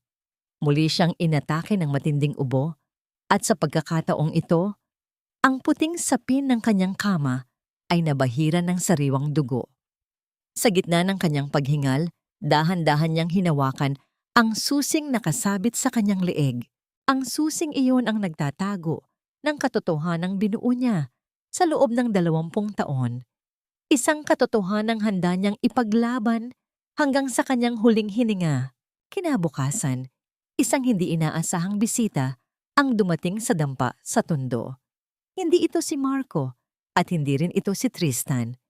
Isang itim na kotse ang huminto at bumaba ang isang lalaking nakauniforme ng pulis. Marisol Villarreal. Ang tanong ng pulis, ang kanyang mukha ay seryoso at walang emosyon. May reklamo laban sa'yo. Pinagbibintangan ka ng pagnanakaw ng isang mahalagang alahas mula sa pamilya Alferos. Kailangan mong sumama sa amin sa presinto. Napako sa kinatatayuan si Marisol. Ang bitag ay inilatag na at tila ba ang kanyang plano ay gumuho bago pa man ito tuluyang magsimula. Sa malayo, nakita niya ang sasakyan ni Doña Aurora na dahan-dahang dumadaan.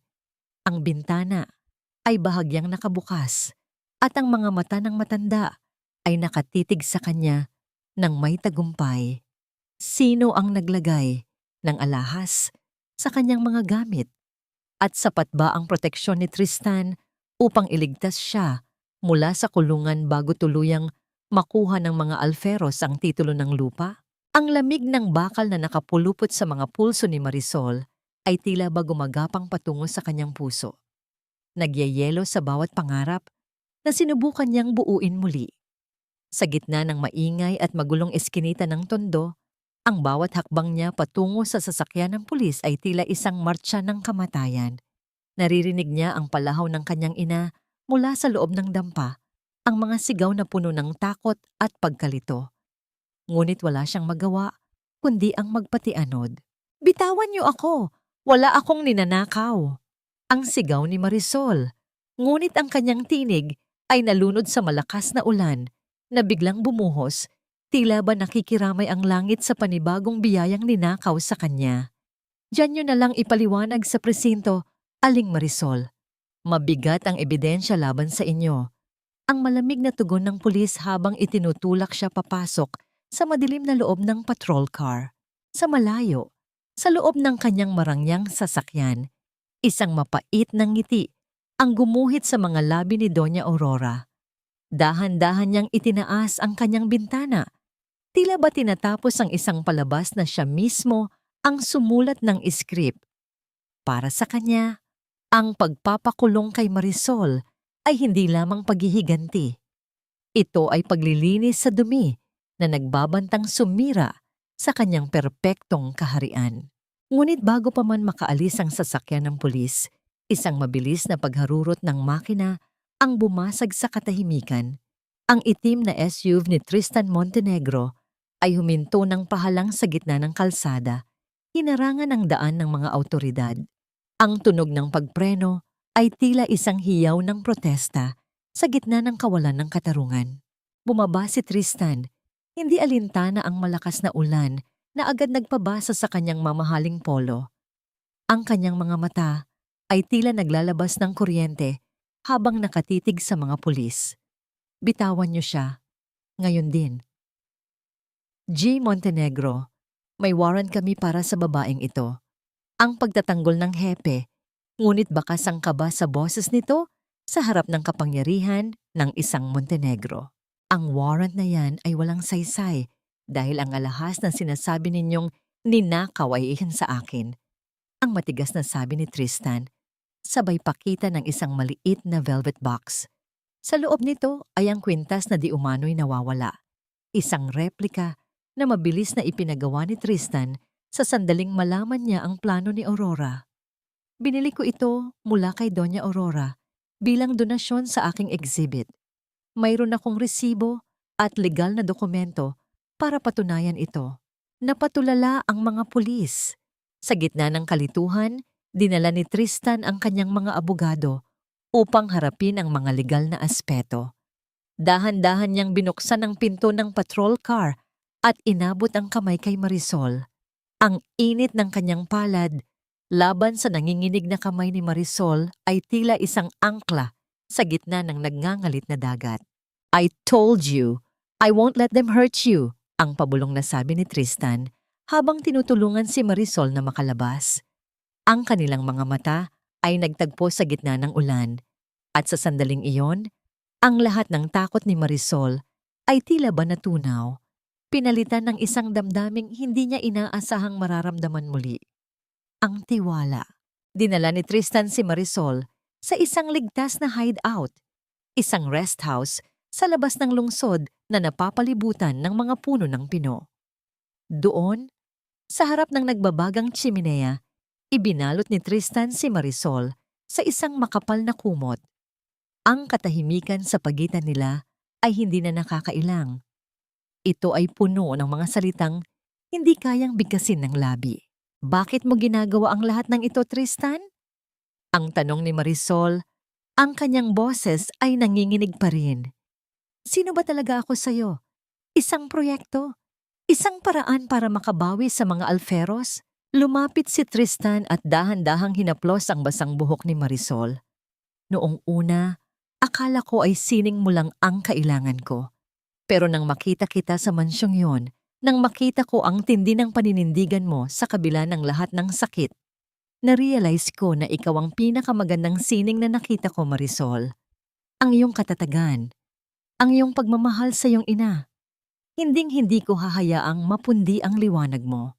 Marahang inilapit ni Tristan ang kanyang mukha kay Marisol hanggang sa maramdaman nila ang hininga ng isa't isa. Walang pagmamadali, walang pamimilit.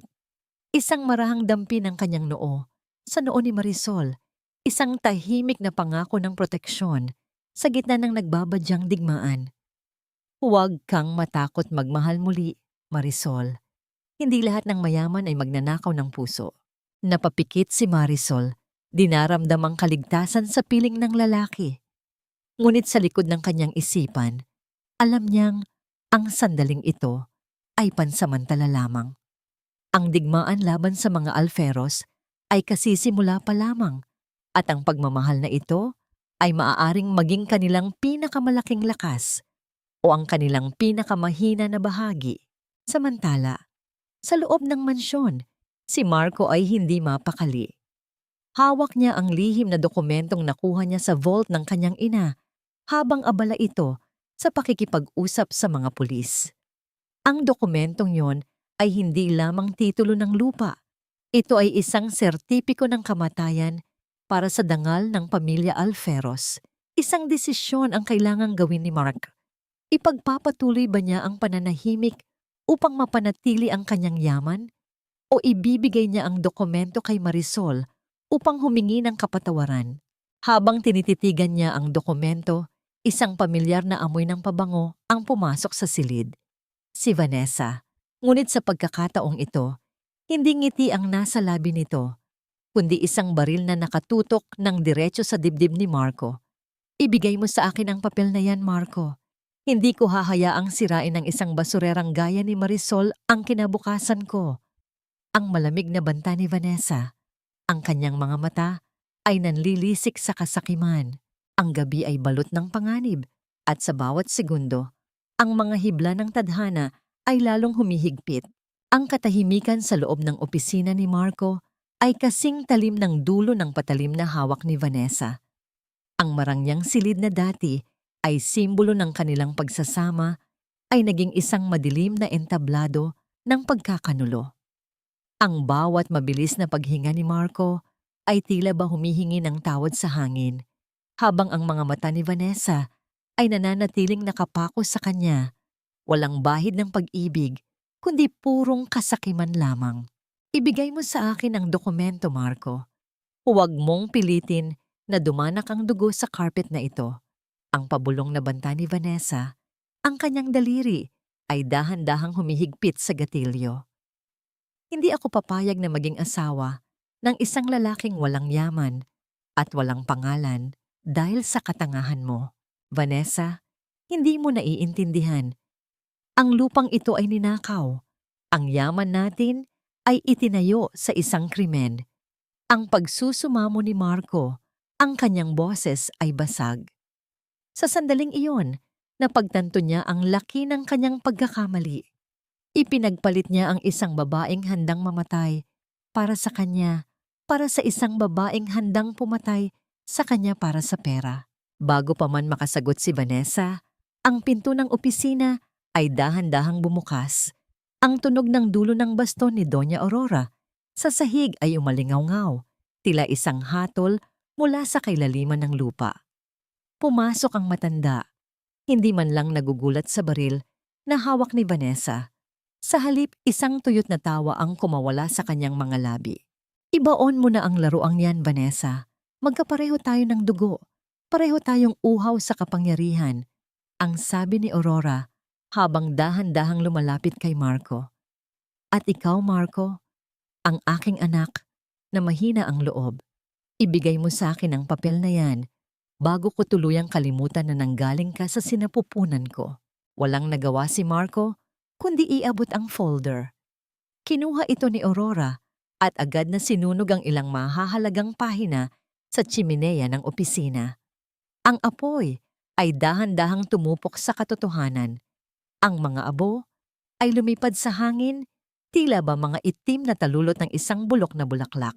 Ngayon, ang tanging kulang na lamang ay ang pirma ni Marisol sa huling waiver. At para makuha iyon, kailangan nating ibalik ang mga habi sa bahay na ito. Ang plano ni Aurora, ang kanyang mga mata, ay nagniningning sa isang madilim na balak. Samantala, sa tahimik na rest house ni Tristan, nakatayo si Marisol sa balkonahe, pinagmamasdan ang mga bituin na tila ba malalayong alaala ng kapayapaan. Naramdaman niya ang init ng katawan ni Tristan sa kanyang likuran. Ipinatong ng lalaki ang kanyang mga kamay sa balikat ni Marisol, isang tahimik na suporta na nagpapatatag sa kanyang kalooban.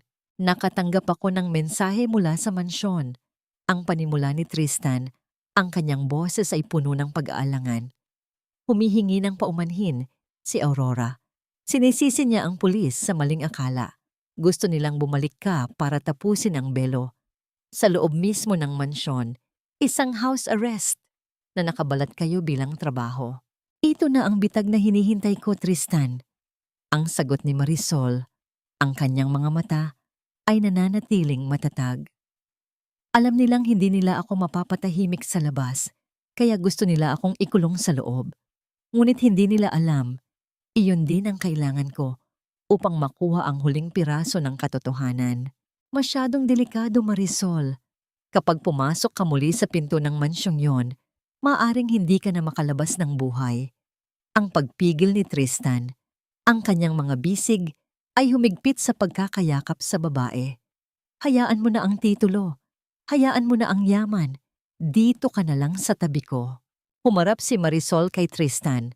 Ang kanyang mga kamay ay dahan-dahang humaplos sa mukha ng lalaki. Ito ang kanyang golden moment. Isang sandali ng purong kahinaan sa gitna ng kanyang katigasan. Hindi ko ito ginagawa para sa pera, Tristan.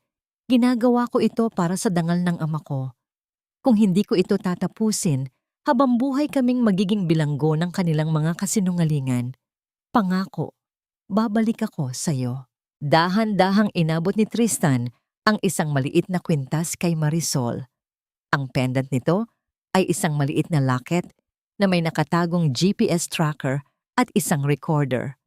Isuot mo ito, huwag mo itong huhubarin. Sa bawat segundo na naroon ka, kasama mo ako. Kinabukasan, ang marangyang gate ng Alferos Estate ay muling bumukas para kay Artisan Sol. Ngunit sa pagkakataong ito, ang kapaligiran ay nagbago.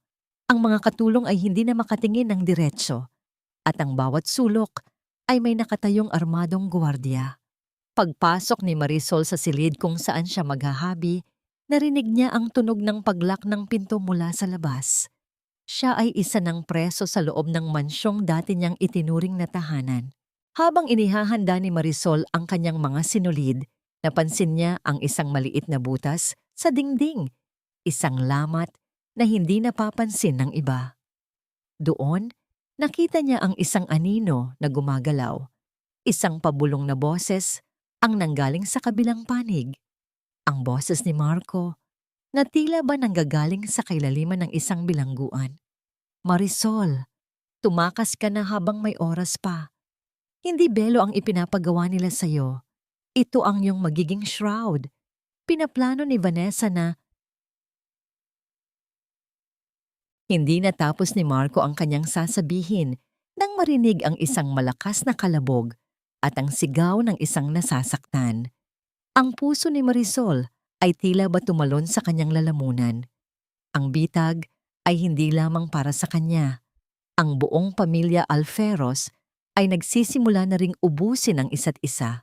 Ang bawat tunog ng pagpihit ng susi sa labas ng pinto ay tila isang hatol na nagpapapaalala kay Marisol na siya ay isang ibon sa loob ng isang ginintuong lulon. Sa loob ng silid na yon, kung saan ang tanging kasama niya ay ang kanyang habihan at ang malalamig na anino ng mansyon, ang bawat hininga ni Marisol ay may lasang alikabok at pait. Ngunit sa likod ng kanyang belo, ang kanyang mga mata ay hindi kakikitaan ng takot. Sa halip, ang mga ito ay tila dalawang nagbabagang uling na handang tumupok sa sinumang humarang sa kanyang landas. Dahan-dahang hinawakan ni Marisol ang mga sinulid na seda. Ang haplos ng tela sa kanyang mga daliri ay hindi na nagbibigay ng kapayapaan. Sa bawat hibla na kanyang hinahabi, inilalakip niya ang bawat alaala ng kanyang paghihirap, ang gabi ng kanyang pagpapalayas, ang yak ng kanyang inang naghihingalo, at ang bawat sampal ng mapanghusgang lipunan. Hindi lamang ito isang belo para sa kasal. Ito ay isang testimonya ng lahat ng kasalanan ng mga Alferos. Ganda, di ba? Siguraduhin mong masisilaw ang lahat sa kinang niyan. Artisan Sol. I want them to forget that Marco was ever married to that pathetic weaver. Ang boses ni Vanessa ay umalingaw-ngaw sa silid habang marahas na bumubukas ang pinto. Pumasok siya na tila ba pag-aari niya ang bawat pulgada ng hangin. Ang kanyang mga hakbang ay matunog sa sahig na kahoy. Huminto siya sa harap ni Marisol at walang pasabing hinablot ang dulo ng telang kasasabi pa lamang. Huwag ninyong hawakan ng ganyan ng tela, senyorita. Maaaring masira ang pattern. Ang pabulong na saway ni Marisol, pinipigilan ang sarili na huwag dambahin ang babaeng nasa harap niya. How dare you tell me what to do? Ang asik ni Vanessa, sabay bitaw sa tela ng may pandidiri. Binabayaran kayo ng mga Alferos para sumunod, hindi para magmarunong. 1 linggo na lang at kasal ko na.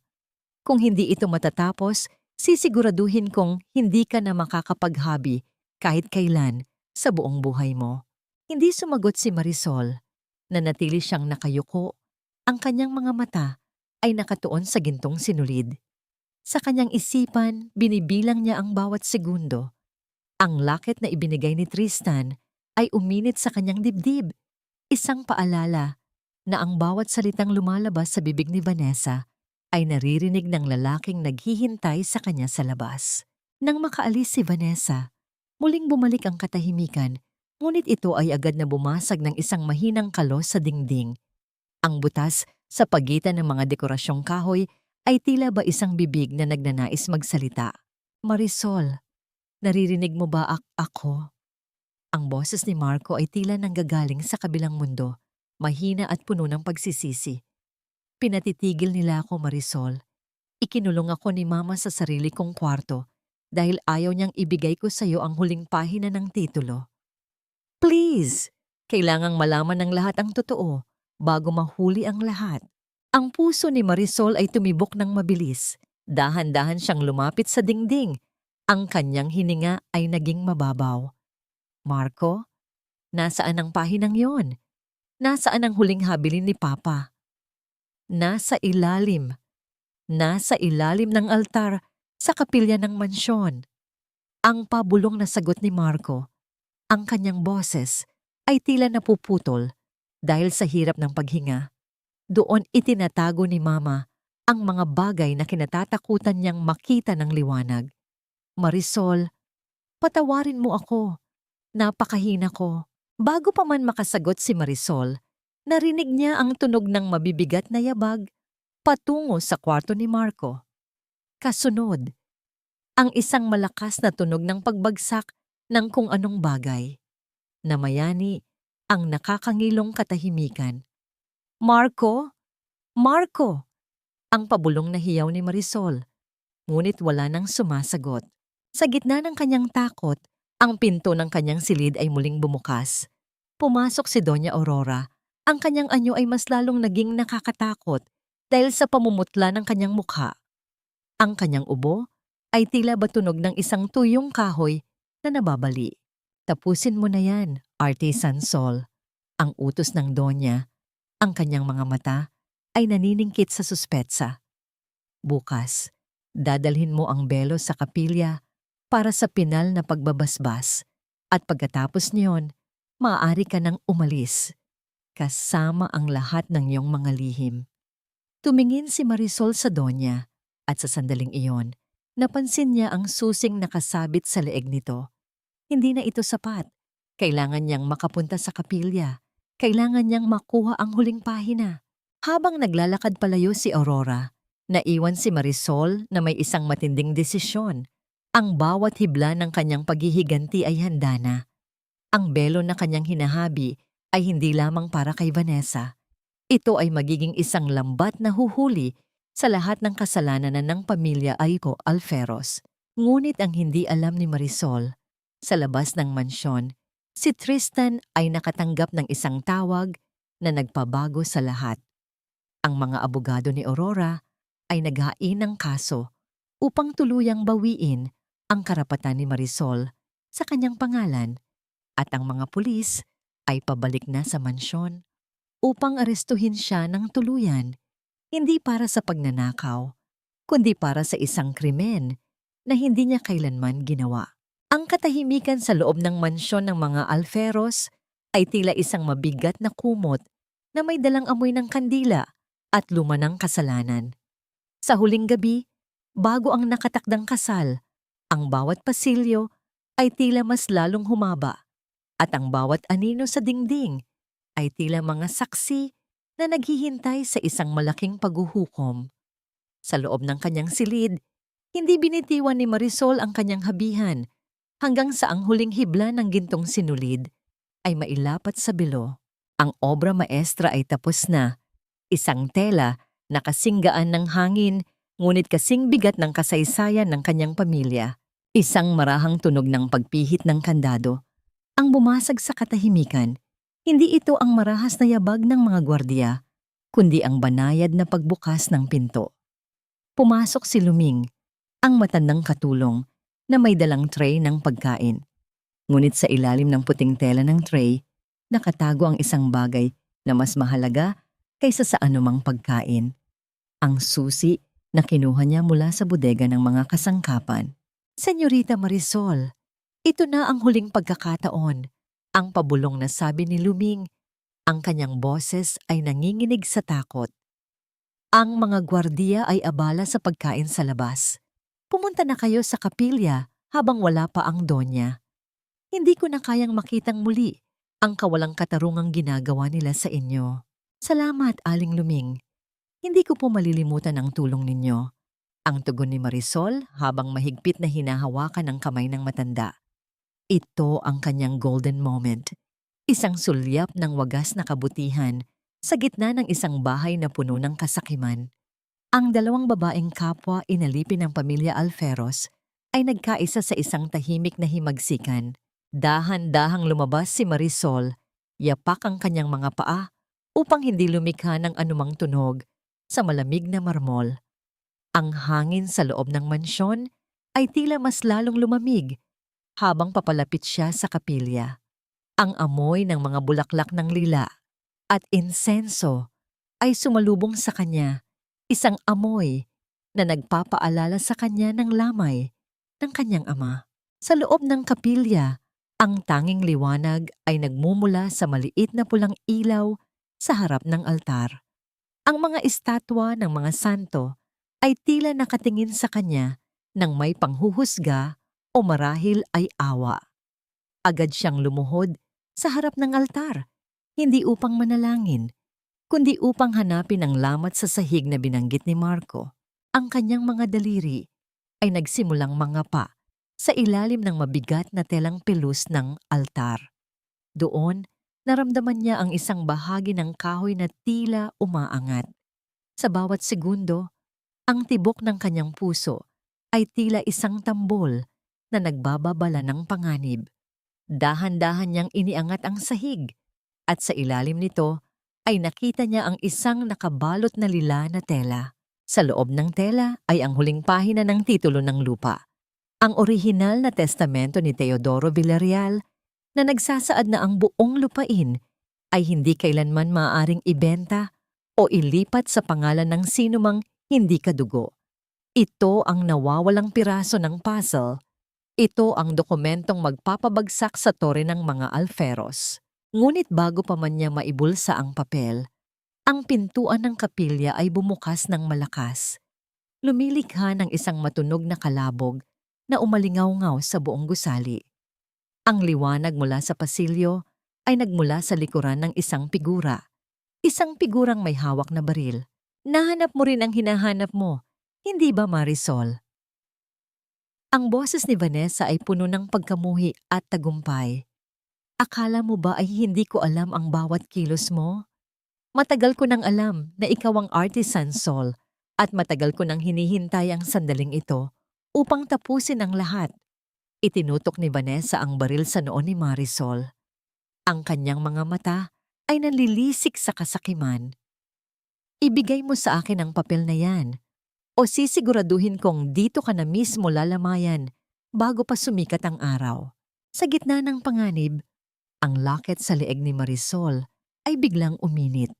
Isang senyales na ang GPS tracker ay aktibo at si Tristan ay malapit na. Ngunit sapat ba ang bilis ni Tristan upang pigilan ang daliri ni Vanessa na nakapatong na sa gatilyo? Sige, barilin mo ako, Vanessa. Ang matapang na hamon ni Marisol. Ang kanyang boses ay kalmado, ngunit puno ng talim. Barilin mo ako sa loob ng bahay ng Diyos at ipakita mo sa buong mundo kung gaano kadumi ang dugong nananalatay sa inyong mga alferos. Ngunit tandaan mo, ang katotohanan ay hindi namamatay kasama ng isang bala. Isang malakas na putok ang bumasag sa katahimikan ng gabi. Ang usok ay kumalat sa hangin ng kapilya at isang katawan ang dahan-dahang bumagsak sa paanan ng altar. Ang amoy ng pulbura ay humalo sa halimuyak ng mga sariwang bulaklak ng lila sa loob ng kapilya. Isang masangsang na paalala na ang kamatayan ay madalas na bumibisita sa mga lugar na akala natin ay sagrado. Ngunit ang bala ay hindi tumama sa laman, kundi sa matigas na kahoy ng altar na naglikha ng isang lamat na tila ba isang sugat sa mukha ng kasaysayan. Ang kamay ni Vanessa ay nanginginig habang ang baril ay dahan-dahang kinuha mula sa kanya ni Tristan na dumating na parang isang bagyo sa gitna ng gabi. Walang salita, walang sigaw. Tanging ang mabigat na paghinga lamang ng tatlong tao ang maririnig sa ilalim ng mapanghusgang tinginin ng mga santo. Hindi dito matatapos ang lahat, Vanessa. Ang pabulong na sabi ni Tristan, ang kanyang boses ay malamig na parang yelo, ngunit may talim ng bakal. Ang bawat krimen ay may takdang panahon ng paniningil, at ang sa inyo ay magsisimula na sa pagsikat ng araw. Dumating ang umaga ng kasal na tila ba isang huwad na pag-asa. Ang Alferos Estate ay nababalot ng kulay puti at ginto. Ang bawat puno ay pinalalamutian ng mga kristal na kumikinang sa ilalim ng sikat ng araw, at ang mga mamahaling sasakyan ng mga politiko at negosyante ay nagsisimula ng dagsain ng malawak na damuhan. Sa labas, ito ang kasal ng dekada, isang pagdiriwang ng kapangyarihan at yaman. Ngunit sa loob ng mansyon, ang bawat pader ay tila ba bumubulong ng mga lihim na hindi na kayang itago. Si Marisol ay nakatayo sa harap ng malaking salamin sa silid ng ikakasal. Ang kanyang mukha ay nananatiling nakatago sa likod ng kanyang manipis na belo. Ngunit sa ilalim ng kanyang dibdib, ang huling pahina ng titulo ng lupa ay nakatago. Tila ba isang mainit na uling na nagbibigay sa kanya ng lakas. Siya ang inatasang mag-ayos ng bilong kanyang hinabi sa ulo ni Vanessa. Ang huling serbisyo ng artisan Sol bago ang pagbagsak ng maskara. Galingan mo ang pagkakabit, artisan Sol. Gusto ko ay perpekto ako pagbaba ko sa hagdan. Ang asik ni Vanessa habang nakatingin sa salamin. Ang kanyang mukha ay makapalang makeup. Pilit na itinatago ang panginginig ng kanyang mga labi mula sa nangyari kagabi. Pagkatapos nito, babayaran ka ni Mama Aurora at maaari ka nang maglaho sa paningin namin. Dahan-dahang hinawakan ni Marisol ang belo. Ang gintong tela ay tila ba may sariling buhay habang inilalapat niya ito sa buhok ng babaeng kumuha sa lahat ng kanyang kaligayahan. Sa bawat pagbaon ng perdible, tila ba itinutusok ni Marisol ang bawat sakit na dinanas niya sa tondo. Ang bawat hibla ng bilong ito, senyorita, ay nakatali sa katotohanan. Huwag kayong mabibigla kung sa gitna ng inyong paglalakad ay maramdaman ninyo ang bigat ng mga kasalanang nakapulupot dito. What are you talking about?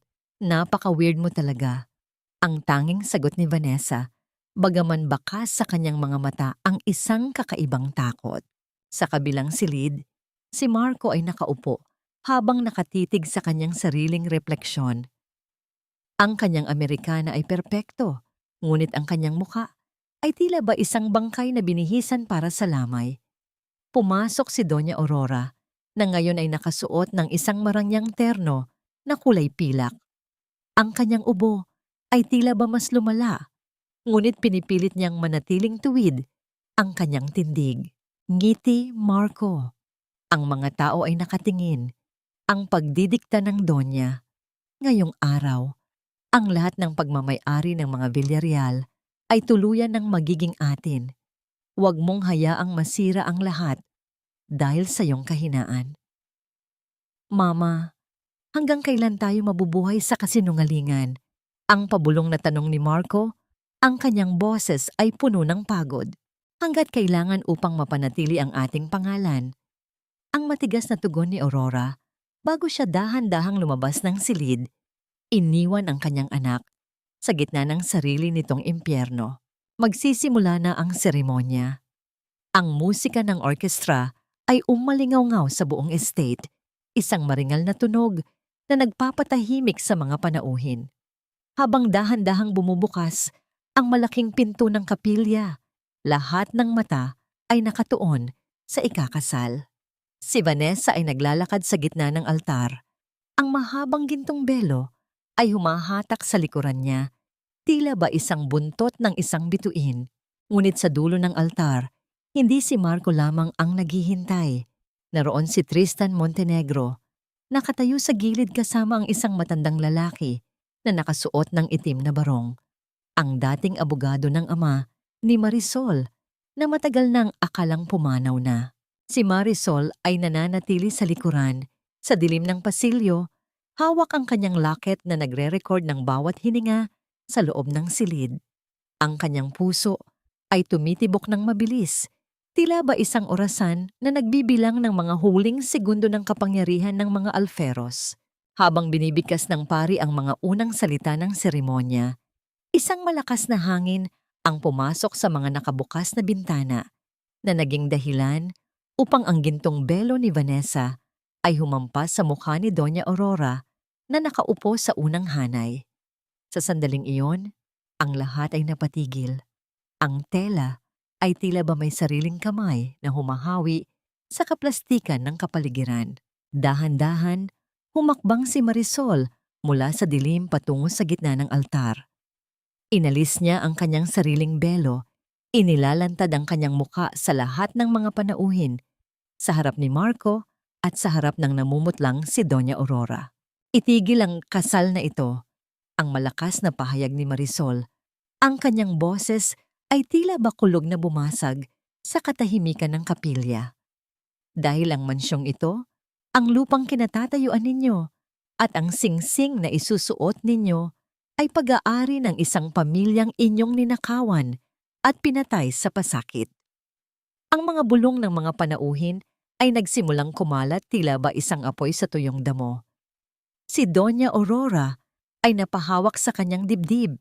Ang kanyang mukha ay naging kasing puti ng papel. Sino ang mas may karapatang magsuot ng ginto? Ang huling tanong ni Marisol habang itinataas ang orihinal na titulo ng lupa sa kanyang kamay. Ang mga magnanakaw na nagtatago sa likod ng tanyag na pangalan o ang anak ng taong inyong pinagtaksilan. Isang matinding katahimikan ang bumalot sa kapilya. Isang katahimikan na punong-puno ng tensyon at nagbabadyang unos. Ang katahimikan sa loob ng kapilya ay tila ba isang buhay na nilalang, mabigat at punong-puno ng tensyon na halos hindi na makahinga ang mga panauhin. Ang mga bulungan ng mga nasa alta, sosyedad ay unti-unting lumakas. Tila ba mga tuyong dahon na tinatangay ng hangin, habang ang bawat mata ay nakatitig sa mukha ni Marisol. Ang mukhang dati nilang kinutya, ngunit ngayon ay nagniningning sa katotohanan. Sino ang babaeng ito? Isang impostora. Guards, ilabas ang baliw na ito.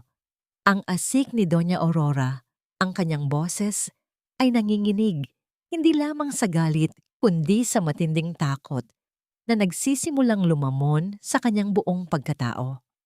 Ang kanyang mga kamay ay mahigpit na nakakapit sa kanyang baston. Ang mga ugat sa kanyang leeg ay tila ba puputok na sa tindi ng presyon. Huwag mong ituloy ang utos na yan, Aurora. Dahil sa bawat hakbang ng iyong mga gwardiya, lalo mo lamang ibinabaon ang iyong sarili sa kulungan. Ang malamig na sagot ni Tristan Montenegro habang humahakbang siya sa gitna. Tumatabi kay Marisol na tila ba isang matibay na pader. Hindi lamang titulo ng lupa ang hawak namin. Hawak din namin ang boses ng hustisya. Mula sa likuran ni Tristan, lumabas ang matandang lalaki sa itim na barong, si Attorney Salvador.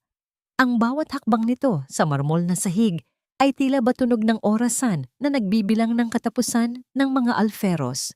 Doña Aurora, natatandaan mo pa ba ako? Ako ang abogadong inakala ninyong napatay ninyo sa pananakot 20 taon na ang nakalilipas.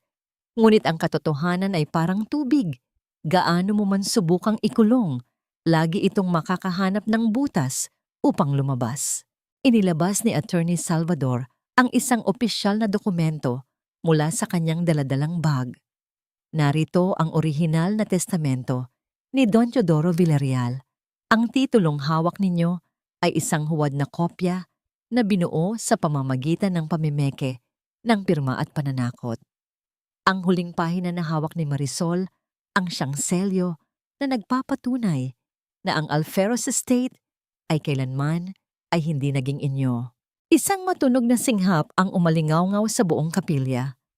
Ang mga panauhing kanina ay humahanga sa karangyaan ng mga Alferos ay ngayon ay nagsisimulang tumingin ng may pandidiri.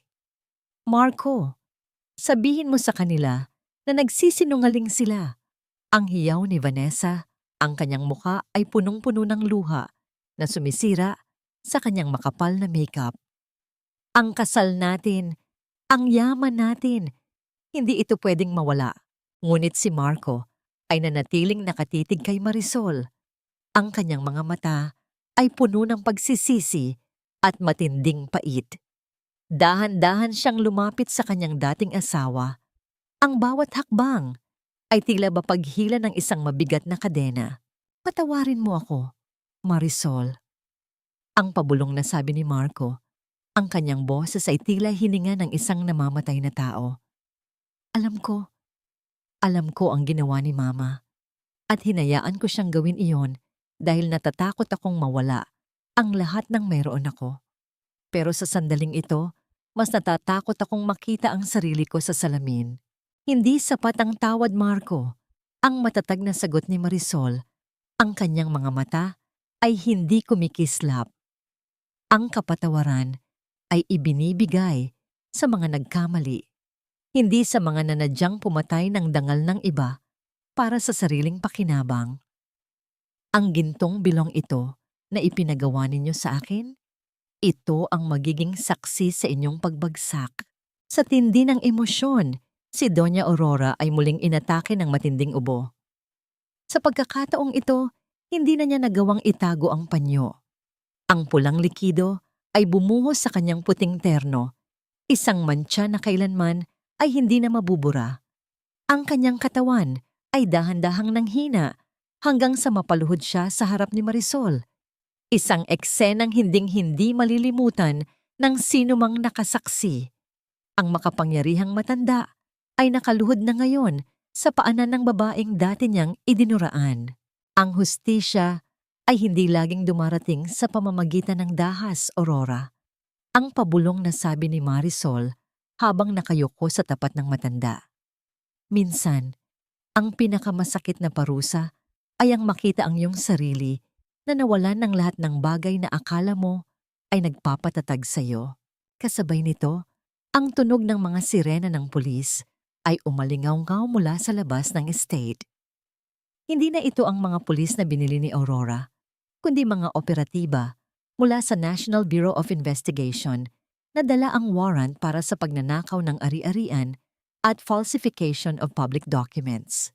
Habang pinupusasan si Doña Aurora at dahan-dahang inilalabas ng kapilya, ang mga panauhin ay nagsimulang mag-alisan.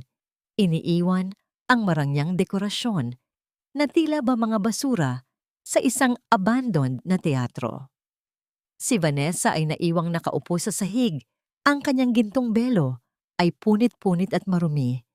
Habang umiiyak ng walang humpay, naiwan sa gitna ng altar sina Marisol at Tristan, ang katahimikan ay muling bumalik. Ngunit sa pagkakataong ito ay isang katahimikang puno ng kapayapaan. Tapos na, Marisol, ang mahinahong sabi ni Tristan habang hinahawakan ang kamay ng babae. Nabalik mo na ang dangal ng iyong ama. Ngunit hindi pa tapos ang aking misyon, Tristan. Ang sagot ni Marisol habang nakatingin sa labas, kung saan ang sikat ng araw ay dahan-dahang tumatama sa mga lupain na ngayon ay muling magiging tahanan ng mga tunay na nangangailangan. Ang bawiin ng lupa ay simula pa lamang.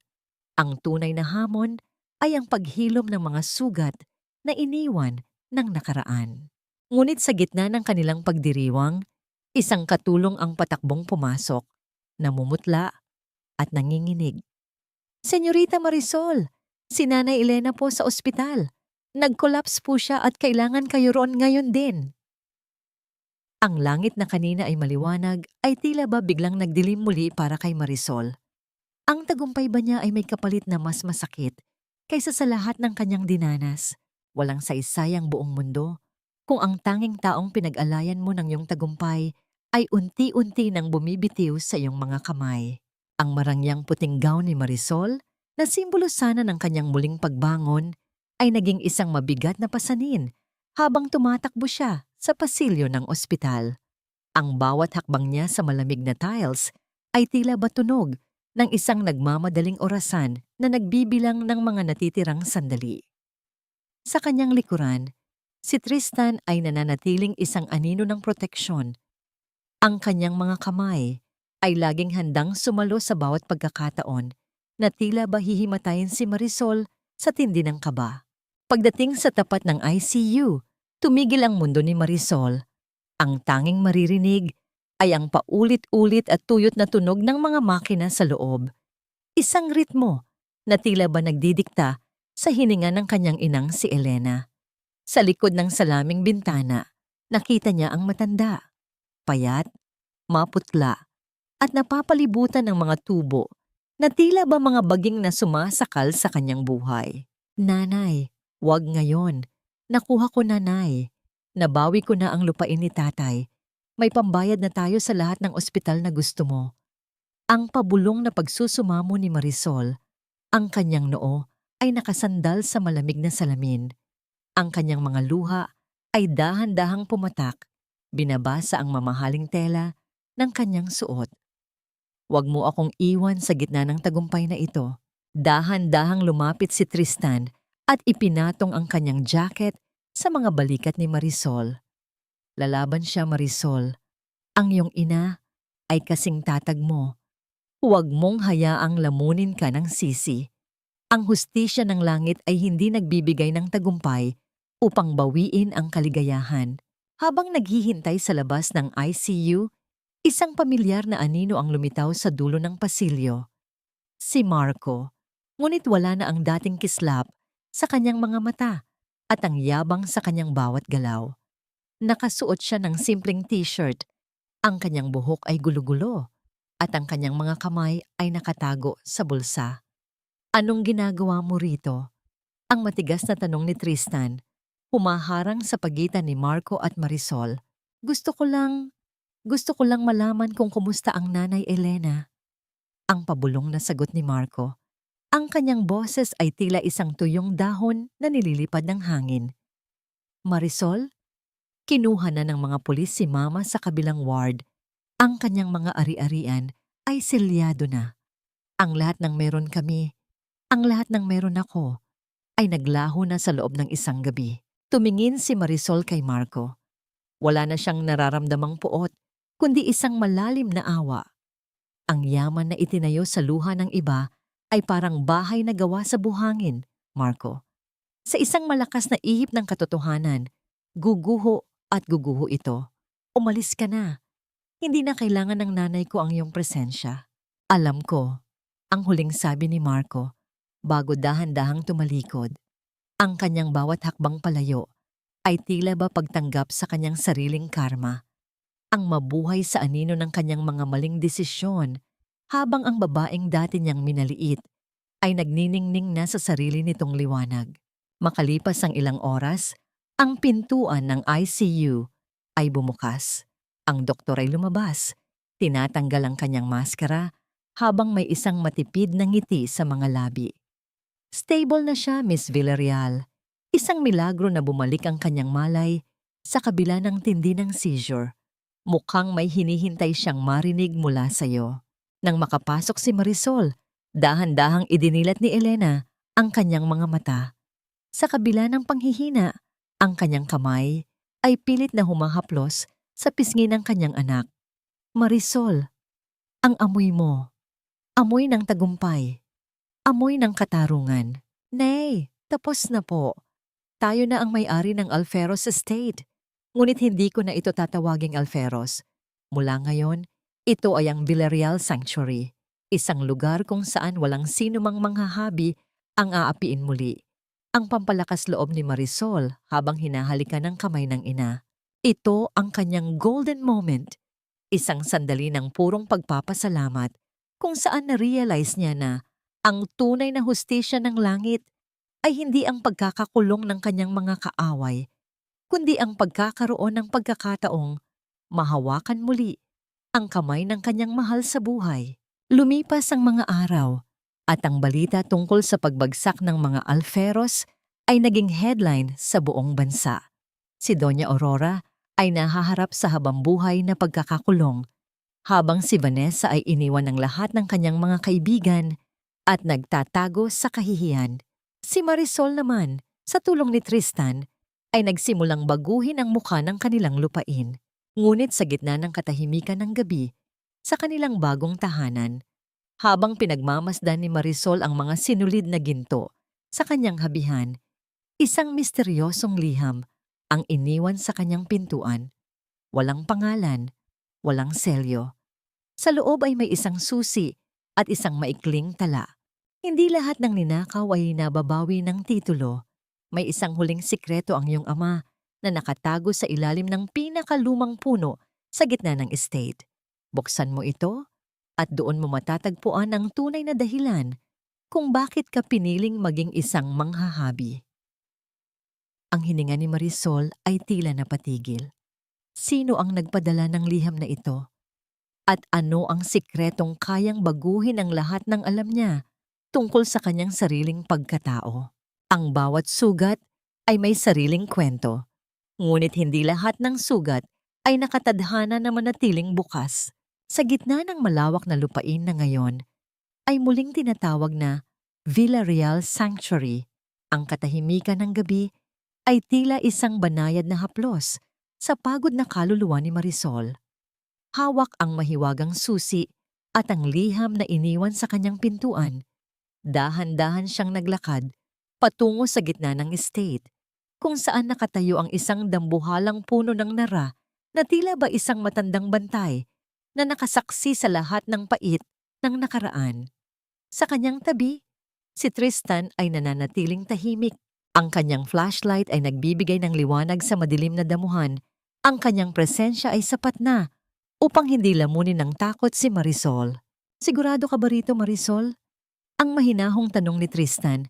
Ang kanyang boses ay tila huni ng hangin sa gabi. Ano man ang matatagpuan natin dito, tandaan mo na ang nakaraan ay hindi na makakasira sa kung sino ka ngayon.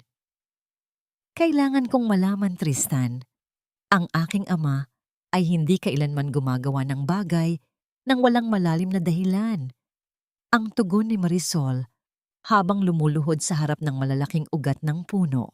Ginamit ni Tristan ang isang maliit na pala upang dahan-dahang hukayin ang lupa sa pagitan ng dalawang naglalakihang ugat. Ang tunog ng bakal na tumatama sa tuyong lupa ay nagbibigay ng isang kakaibang ritmo sa katahimikan. Matapos ang ilang minuto, isang matunog na tunog ng pagtama sa isang matigas na bagay ang umaling-awngaw. Isang maliit na metal na kahon, kinalawang na ng panahon, ngunit selyado pa rin ng pag-asa. Dahan-dahan itong binuksan ni Marisol gamit ang susi. Ang tunog ng pagpihit ng kandado ay tila ba isang pagbukas ng pintuan patungo sa kabilang mundo. Sa loob ng kahon, walang ginto o mamahaling alahas. Ang tanging naroon ay isang lumang talaarawan at isang bobina o mitya ng habihan na gawa sa ivory na may nakaukit na pangalan, Marisol Villarreal. Nang buksan ni Marisol ang talaarawan, ang sulat kamay ng kanyang ama na si Teodoro ay tila ba isang yakap na nagmumula sa kailaliman ng lupa. Para sa aking mahal na Marisol, ang panimula ng sulat. Kung binabasa mo ito, ibig sabihin ay nabawi mo na ang ating dangal. Ang sining ng paghahabi na itinuro ko sa iyo ay hindi lamang para sa tela. Ito ay isang lihim na wika. Ang bawat pattern na itinuro ko sa iyo ay isang mapa ng ating tunay na ari-arian. Ang mga lupain sa labas ng estate na ito na itinago ko sa ilalim ng pangalan ng isang foundation para sa mga mahihirap. Ang pamilya Alferos ay nagnakaw ng lupa, ngunit hindi nila nakuha ang puso ng ating yaman. Ikaw, Marisol, ang buhay na titulo ng lahat ng ating pinaghirapan. Napahikbi si Marisol habang binabasa ang mga salita ng kanyang ama. Ang bawat luhang pumatak sa lumang papel ay tila ba naghuhugas sa huling bahid ng pait sa kanyang puso. Ang kanyang ama ay matagal nang naghanda para sa kanyang kinabukasan. Alam nito ang kasakiman ng mga Alferos at pinili nitong itago ang tunay na yaman sa loob mismo ng kanyang sining. He knew Tristan. Naramdaman niya ang mangyayari, ang pabulong na sabi ni Marisol habang nakasandal sa dibdib ni Tristan. Ang aking talento, ito ang kanyang huling regalo upang hindi ako kailanman maging alipin ng kahit sino. Hinalikan ni Tristan ang noo ni Marisol, isang halik na puno ng pangako at paggalang. Ang iyong ama ay isang henyo, Marisol, at ang kanyang legacy ay magpapatuloy sa pamamagitan mo. Hindi ka na lamang isang manghahabi ng tela. Ikaw na ang manghahabi ng tadhana ng maraming tao. Habang ang dalawa ay nakatayo sa ilalim ng puno ng narra, ang liwanag ng buwan ay tila ba nagbibigay ng isang banal na bendisyon sa kanilang dalawa. Ang sugat ng nakaraan ay nagsisimula ng maghilom, pinalitan ng isang bagong pag-asa na kasing tatag ng punong kanilang sinasandalan. Gayunpaman, sa loob ng kulungan, si Doña Aurora ay nakaupo sa isang malamig na sulok. Ang kanyang mga mata ay hungkag at nawalan na ng kislap. Ang balita tungkol sa huling sikreto ni Teodoro ay nakarating sa kanya at ito ang huling dagok na tuluyang bumasag sa kanyang isipan. Ang yaman na pilit niyang ninakaw ay isa lamang palang anino ng tunay na kayamanan na hindi niya kailanman makukuha. At si Marco? Sa gitna ng kanyang paglalakad sa tondo, ang lugar na dati niyang kinutya, ay nakatagpo siya ng isang lumang habihan. Dahan-dahan siyang naupo at hinawakan ang mga sinulid. Sinusubukang intindihin ang mundong kinalakihan ng babaeng kanyang sinaktan. Ang kanyang pagsisisi ay hindi na mababago ang nakaraan, ngunit ito ang kanyang simula ng pagbabayad ng utang na loob sa buhay. Isang huling gabi ng katahimikan bago ang pagsisimula ng isang bagong kabanata. Ngunit bago ang tuluyang pagwawakas, isang huling tanong ang naiwan sa isipan ni Marisol habang nakatingin sa bobina na gawa sa ivory. Ngayong hawak na niya ang lahat ng kapangyarihan at yaman, kakayanin ba niyang magpatawad ng buo? O may isang huling bahagi ng kanyang puso ang mananatiling nakasara para sa mga taong sumira sa kanyang buhay? Ang pagsikat ng araw sa Villarreal Sanctuary ay hindi na nagdadala ng takot o bigat ng dibdib, kundi isang mainit na yakap ng pag-asa na dahan-dahang gumigising sa mga bulaklak sa hardin. Wala na ang malalaking letra ng pangalang Alferos sa tarangkahan. Pinalitan na ito ng isang simpleng inukit na kahoy na nagpapakilala sa lugar bilang isang tahanan para sa mga nangangarap at mga nais maghilom.